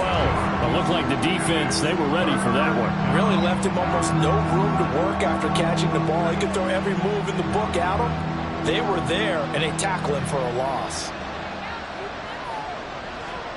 Stroud on 3rd down now. And a quick throw here, that's complete. And they're able to get this one across the 35. 15 yards, first down, Atlanta. A gain of 15. And the Falcon first down. Stroud looking to throw. Checks this one down to Robinson. It'll be a gain of just a yard, and that'll bring up 2nd down. I know it was a gain, but you have to sense probably a little bit of disappointment there because when it's out there in open space, I think they expect to get more out of a play, don't you? Especially when you're getting it to your guy out of the backfield. You're expecting him to be able to create something, be a little more shifty. Yeah, no doubt about it. Good open field tackling held it to an okay gain. 7 catches for him now, and this last one, a first down. Well, we talk all the time about playing situational football, and right now I think the scoreboard is dictating what they need to do. Where they are in this game, they've got to push the ball downfield, take their shots, try and get big chunks of yardage in a short amount of time. That was a nice play there. Stroud will look to throw once more. Gonna throw right side here, complete. And they'll wind up getting this one all the way down inside the 20. A good pickup there, 26 yards. So the ball down to the 16 here for 1st and 10. And Stroud now to throw. Throw over the middle, going to be caught here by Pitts. And the Falcons are going to have a 1st and goal coming up as the tackle made at the 3-yard line. 1st and goal, Atlanta. One of the tight ends comes in motion. Robinson. And just a short gain that time as they're able to get him down. Give him 3 on the gain there. 2nd and goal. Stroud. And this is caught for a Falcon touchdown. A great play there. There to make the grab. And the Falcons are able to cut into that deficit.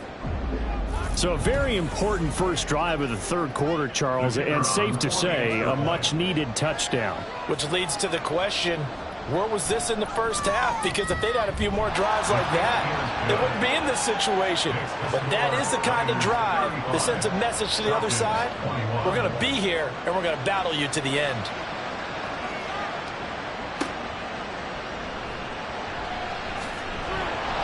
And he'll get it up past the 20 to about the 22. San Francisco set to go on offense once more.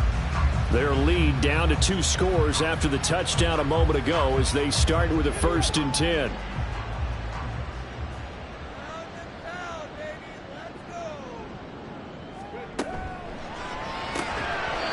And it's a short one here, complete to the tight end. They'd love to just strike back with a touchdown right here, and if it's a long play, so be it. But the main goal, get a couple of first downs, run some plays, run some clock, allow their defense to get a chance to catch their breath, settle down, and relax a little bit after they just gave up a score. A 2nd down pass play there, but it's incomplete. Well, you most certainly don't want to go 3 and out here and give the football right back because your friend, Old Momentum, he's wondering if he should change sidelines about right now. And if you don't convert here, guess what? He's going to make the trek to the opposite side, and all of a sudden, you got a battle on your hands. And he is going to have the 49ers first down as they're able to get the 3rd down conversion. This offensive game plan has just been sensational. I mean, when you think about all the different ways they've gotten their receivers open so far, it's really been impressive. Scheme, design, execution. In motion goes McLeod. He'll get it here on the jet sweep. Oh, and this one may need to go back to the drawing board. He's going to be swallowed up right away. 2 yards the loss, 2nd and 12. At the 34-yard line. Back to throw. And he's got his man on the out route. And he'll be out of bounds up near the 45 at the 44. A couple extra tight ends in the formation here as they line up 3rd and 2. The give running right, Dixon. Down the right sideline. And they will finally get him down, but not before he takes this to the Falcons' 8. 111 yards rushing for him now as he goes over the century mark here in the wild card round. And Mr. Reliable shows those legs again here in the playoffs. And what do coaches tell us all the time? In the playoffs, the team that runs the football well will win the game and ultimately be a champion. They're trying to prove that fact today. Setting the tone on the ground.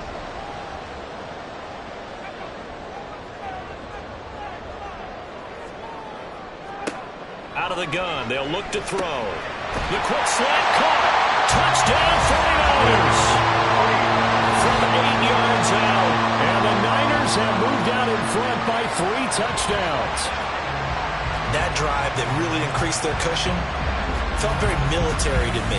Very precise, methodical, that's one of the words you've taught me. And they just got it done. And slowly but surely now starting to pull away a little bit. Things looking good for them here in the third quarter. Not only pulling away, but you mentioned that slowly but surely. You also drain clock, too, with a drive like that. So you really give yourself an advantage. Moody good with the extra point. And the lead now to 3 touchdowns at 21. Falcons 21. Now it's Murphy. And good coverage there on special teams as they'll get him down shy of the 20. Atlanta now coming out on the field. I kind of feel like they've reached a do-or-die point in this game, Charles. If they're going to try to pull off an impressive comeback, it has to start right here, right now. Yeah, now they've got a final chance to get out of this situation, but they also understand they've got to move the ball and move it fast. And they need to save as much time so they can get 2 more possessions. Now a 2nd and 10. Stroud to throw it. favorite target yet again. It's complete. A big change in field position there. That's 40 yards on the catch and run. Now look, you're not going to be able to get this all back at once, but that certainly helps. So you're saying 3 yards in a cloud of dust, not the strategy? I go aerial attack. Yeah, I think that's what has to happen. And if you're going to run it, you need to break off big chunks. We just saw a big play right there. They need plenty of those. On first down, here's Stroud. And down he goes. The 49ers get there. It'll be a loss of 10, and it'll bring up second. Well, someone is certainly having a big game, and while that sack doesn't quite have the splash of his pick six from earlier, you know he's thrilled to be making big plays during a great individual effort today.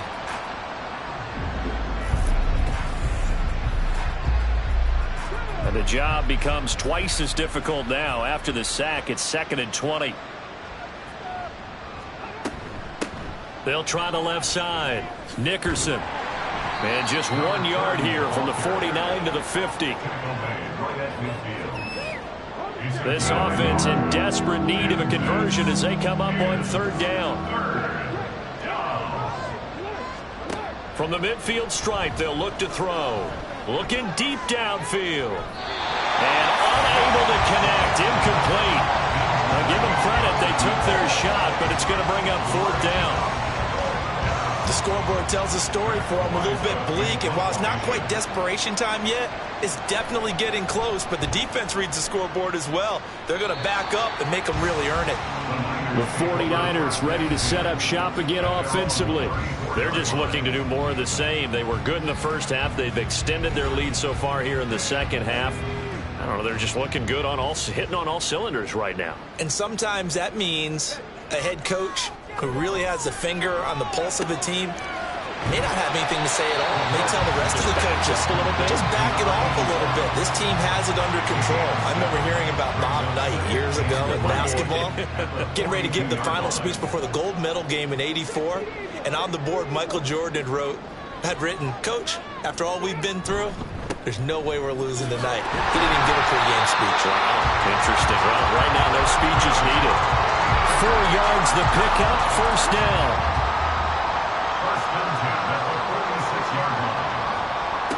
They'll look to throw here. Drops it underneath to Dixon. Call it a gain of 6 on the play, and it's 2nd down.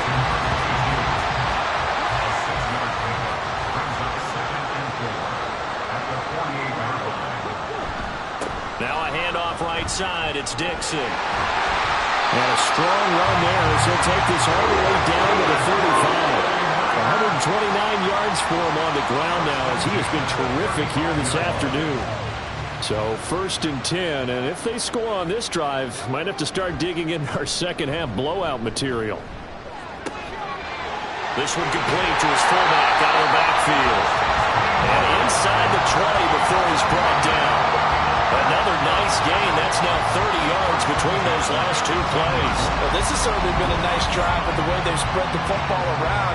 Here, they even get the fullback involved in the passing game. That's got to cause a lot of consternation on the defensive side. You've got to cover him, too. That makes things really difficult. So from inside the 20, here's 1st and 10 at the 18. They'll try the left side. Ross. This will be stopped about 2 yards shy of the marker. 8-yard gain, 2nd and 2. 8 yards on the pickup. Brings up 2nd and 2. They'll look to throw. And it's complete. In the end zone. Touchdown, 49ers. A great effort there. With now his 2nd touchdown of this 3rd quarter. And the Niners get another 3rd quarter touchdown to add on to that lead. So another touchdown there, and even though we're still just here in the 3rd quarter, and we remember, of course, all scoring plays need to be verified upstairs, and I think they're going to at least take a look at this. They're taking a peek at whether or not those feet were in bounds, and obviously a big call here in the end zone. And not just the feet. How about the hands? How's the ball possessed while the feet are hopefully getting down in bounds? That's what they're trying to look at to see if it all comes together. So take away the touchdown there, as that's going to be ruled an incomplete pass. He's not going to get there. That won't even be close. It was blown up in the backfield. A loss of a yard, and it brings up fourth. I have zero rooting interest in either team in this game. I only want a good game. But with all the offense we've seen from them tonight, it's kind of nice to see the defense step up and make a big play. Yeah, I was wondering if they were ever going to get him in the backfield. Nice to see him get a stop. Only 3 points there, but I got to think, at this point in the third quarter, that's all you're really looking for. And right now, the lead is 3 touchdowns and 3 two-point conversions. So you and I both know a huge order for the best of teams. And from what we've seen so far, hard to believe that that's a likely scenario. 3 two-point conversions? That's difficult. About set to begin their next drive, the Falcons offense at the line. They trail here by 24 points. Got to get going soon, you'd have to think, as they come up 1st and 10. And that one incomplete. They try to sneak in a deep ball with the clock running down, but to no avail as time will expire on this third quarter of play. Back now here in Santa Clara. A lot of happy faces in the crowd at this point as their guys have a big lead here to start quarter number 4. Second down and a run by Robinson. And not much to speak of. Call it a 1-yard gain up to the 26. The offense on third down, 2 for 5 to this point. This is 3rd and 9. Here's Stroud. Sets up the screen to Robinson. And he's going to be brought down short of the first at about the 31-yard line. 5 yards, not enough, and it'll be 4th down. You got the big lead defensively. Willing to give him that underneath stuff, right? And this is why you work on your tackling. Tackle them after the catch, inbounds, keep the clock running. Just go ahead and bleed the game out that way. Now here's a throw that's complete. And he gets this up to the 34 out of bounds there. The Falcons go for it, but it doesn't work out. And the Niners take over in terrific field position. Well, at this stage of the game in the second half, down 3 scores, I guess they felt like they needed to push. And let's face it, with this deficit, if they give up another score here after they didn't get it, does it really matter? Right. It really doesn't. They had to go and try and make something happen if they had any chance of winning this game. Up the middle they go with Dixon. And nothing much materializing there on the first down run. He'll get a couple, and that's it. Brandon, I've got to think this offensive line has got some smiles on its faces. And I know it sounds crazy, but they practiced for this back in training camp. They knew they'd be in situations where it'd be extra defenders in the box coming after them, trying to keep them from locking down a game. Right now, they want to show the world they're up to the challenge. They need to get this to the 24 on third down.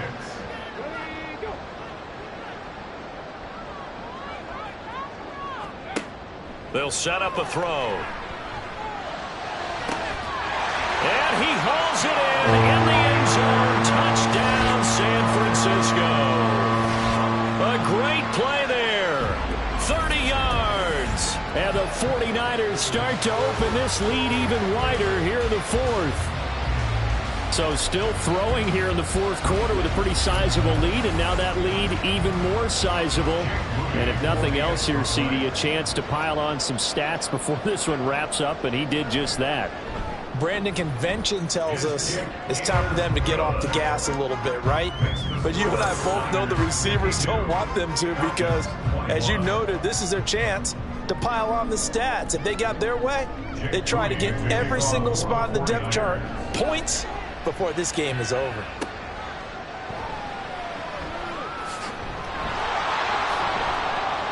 The lane opens here. He's past the 30.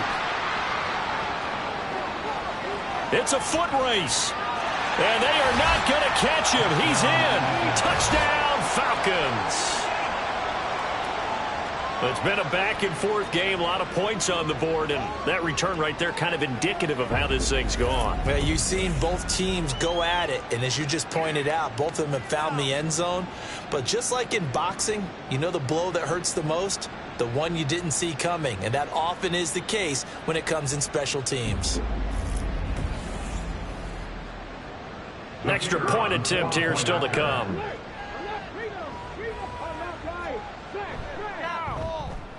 And the lead is down to 24. And no doubt one of the most, if not the most exciting play we'll see in this game. The kick return all the way to the end zone for 6 points. So let's try this again. After the kick return, TD, here's yet another kickoff. Returning it, Hill. And able to get this across the 20, but not much further as he's dropped at the 23-yard line. The 49er offense now making their way out onto the field. Well, the win for them at this point seems pretty assured. I mean, still a decent amount of time left here in the fourth quarter, Charles, but you got the football. You're up 3 scores. They have to be feeling really good about where they're at. I love your observation skills, partner, because I think you saw them charge onto the field fired up about another chance to get into the end zone. Looks to me like this group is ready to crush any hope left on the opposing sideline, and they want to do it with some gusto, too. Now this one to his tight end out on the right side. A gain of 10 and a 49er first down.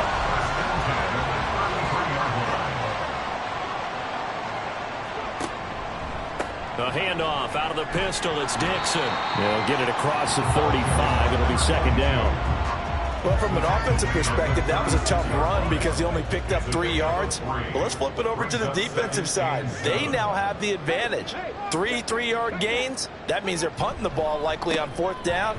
That's what you're looking for. And caught it up.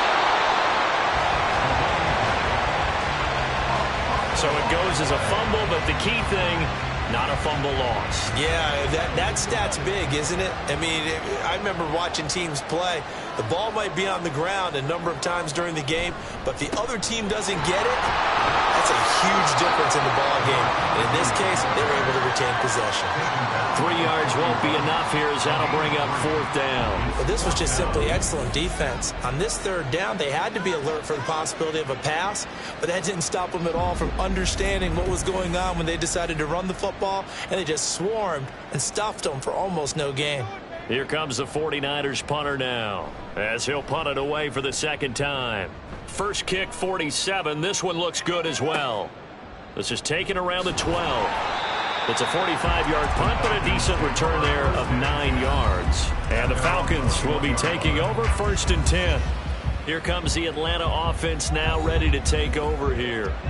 They are most likely staring at a cold end to their season here in this wild card round. Nothing has gone right so far, and they are, to be frank, in desperation mode now as they begin with a 1st and 10. It's a gain of 11, and the Falcons pick up the first from the 32 now. Here's 1st and 10. Now Stroud. That's out wide here for Robinson. And brought down, but not before reaching the 45-yard line. Back-to-back good plays have them on the move on 1st down. A shotgun snap to Stroud. Oh, he dropped it. And that's pretty indicative of the way this one's gone. So now 2nd and 10 after the incompletion on 1st down. Back to throw. Here's Stroud. Throw left side complete. That's Murphy. And he's able to take it across midfield before going out of bounds. A yard all they need, but it's 3rd down. 3rd down. The throwing again is Stroud. Able to find the open man. That's complete. And he is going to have a Falcons 1st down as they're able to convert by plenty there on 3rd and 1. And the Falcon 1st down. Now they'll throw it with Stroud here. 1st and 10. Short throw caught by Pitts. It'll go as a gain of 4. And that will bring up 2nd down. It's vitally important to wrap him up immediately because if you let that big guy get ahead of steam up, boy, then you've got real trouble trying to get him down. But they're able to hold him to a short gain on 1st down. Right back to Pitts again. And this will move the chains again as the tackle's going to be made at the 49ers' 22-yard line. A gain of 13 yards. 1st down, Falcons. 1st and 10, it's Stroud. Well, a momentary speed bump there with that throw, partner. The defense had other ideas, and they're trying to mount a small stand before this drive reaches the end zone. Throwing now is Stroud. Got a man, and he hits him in stride. They showed off a nice juke of the defender before the next wave could bring him down.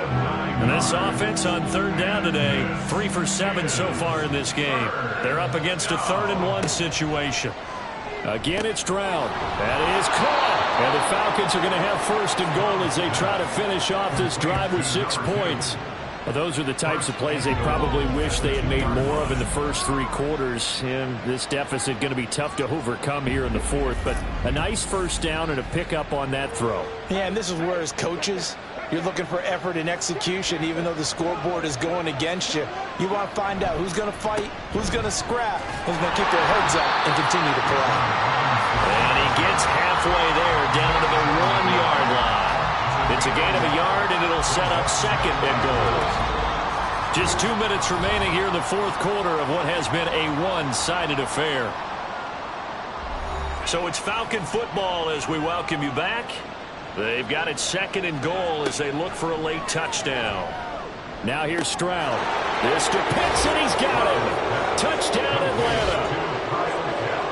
A 1-yard touchdown pass, and the Falcons get a bit closer. Well, it seemed like they were so focused elsewhere they forgot about the tight end spot, and he's the one that burns them there to make this a 3-score game here, Charles, in the 4th quarter. I think there might be a little bit of defensive fatigue from those guys on that side of the ball, partner, because they've been spending their time trying to stop them from all angles. This time the tight end gets them. The Falcons are going to leave the offense out there. They'll go for 2. Stroud's going to try to throw for the conversion. And they're going to get the 2-point conversion, caught in the end zone, and that cuts the lead a bit further. Well, it's still an uphill battle from here, that's for sure, but that makes it a 2-score game. And now we see why teams practice so much on the 2-point conversion, why you have more than one play ready, because you may need multiples throughout a ball game. There's a great example right there. 2 scores down, 3 timeouts left. Still a chance if they can somehow get this one back. And the 49er hands team does its job. The risk-reward of the onside kick. When you don't get it, the risk comes out to play, and here they gave up great field position. And that's the key to everything, because you're trying your best to press advantages when you have them, and field position leads you to that type of play calling. And whether you want to blitz or whether you want to throw the ball deep, those types of things, now that they've given up that type of field position, the advantage is switched to their opponent. We've got to have 2 hands on the football here as they run on 1st down. And now with 1:52 to go, we get another pause in the action. A timeout here defensively. They'll try and run some clock here as they keep it on the ground. The Falcons going to use the 2nd of their timeouts as they'll head to the sideline and talk over what to do next. Falcons going to use their 3rd and final timeout as they'll head to the sideline and talk over what to do next. And this is good. He got just enough to clear the crossbar as he drops it in from long distance. Wow, I mean, it's so rare to even see one attempted from that distance, CD, let alone converted, but he came through with confidence and matches what was Tom Dempsey's 43-year NFL record at one point of 63 yards. Yeah, I can still see that highlight of Dempsey making that kick, and nowadays we see it a little bit differently because, remember, Dempsey was a straight-on kicker. But these guys nowadays, the range keeps increasing, and they keep putting it through the posts. Stroud to the air on 1st and 10. That's caught left side to tight end Pitts. And mark him down way up close to the 40 at the 39. Now you've got to hustle your guys to the line and get them set. Stroud now on 1st and 10. Throwing the out route incomplete. It's Murphy. And he'll be corralled out across midfield down to the 45. Stroud. Throwing the out route incomplete. That's Murphy. And he's taken down inside the 30. Here goes Stroud again. That's going to be caught by Pitts. And he'll head out of bounds inside the 10. Mark it down at the 9. Another big gainer that time. This one goes for 19 yards. Clock management definitely critical here if they want to get back in this game. Absolutely agreed. They have to up the tempo in this case, down a couple of scores. Want to make sure they have a chance to win this ball game. Stroud looking to throw. To the back of the end zone, but too high. Over everybody and incomplete. And when you've thrown as many interceptions as he has in this one, you definitely start getting a little hesitant to throw the ball out wide because that's prime pick six territory. That time, he made sure the only guy who was going to catch it was sitting in the third row. Now a second down throw for the end zone, but it's incomplete. All right, Captain, it's batten down the hatches time defensively. Dodged 2 pass attempts to the end zone. Now what do you think they're going to try and dial up on 3rd and goal? Well, knowing them and knowing what we just seen, I think this to Pitts, and he's got him. Touchdown, Atlanta. Kyle Pitts, a beast in the red zone with his 2nd touchdown of the game. And the Falcons have got it back to a 2-score game here in the 4th. No surprise there. 3rd and goal down here. That's where they're going to look for their tight end. Yeah, you want that big guy running his routes because it doesn't matter who they cover him with. If it's another big guy, he might use his bulk against him. If it's a shorter defender, he might go over the top. Either way, you tend to find a little bit of a mismatch in that area. So time definitely not in their favor. Down 2 scores, but they'll try the onside kick. And it's the 49ers who recover it, and that ought to just about do it. And that's why you have your hands team out there on the field. Those are the best guys ready to make that play. And let's face it, it was executed well. It wasn't a bad kick. It wasn't anything like that. Just that the normal outcome actually came to play. Analytics will tell you it's a very low possibility of getting the ball for the team kicking it in an onside kick situation. You're all about the numbers, aren't you? All about the numbers, baby. It's a new game now. They don't lie. And the Niners will continue on as we say so long, everybody.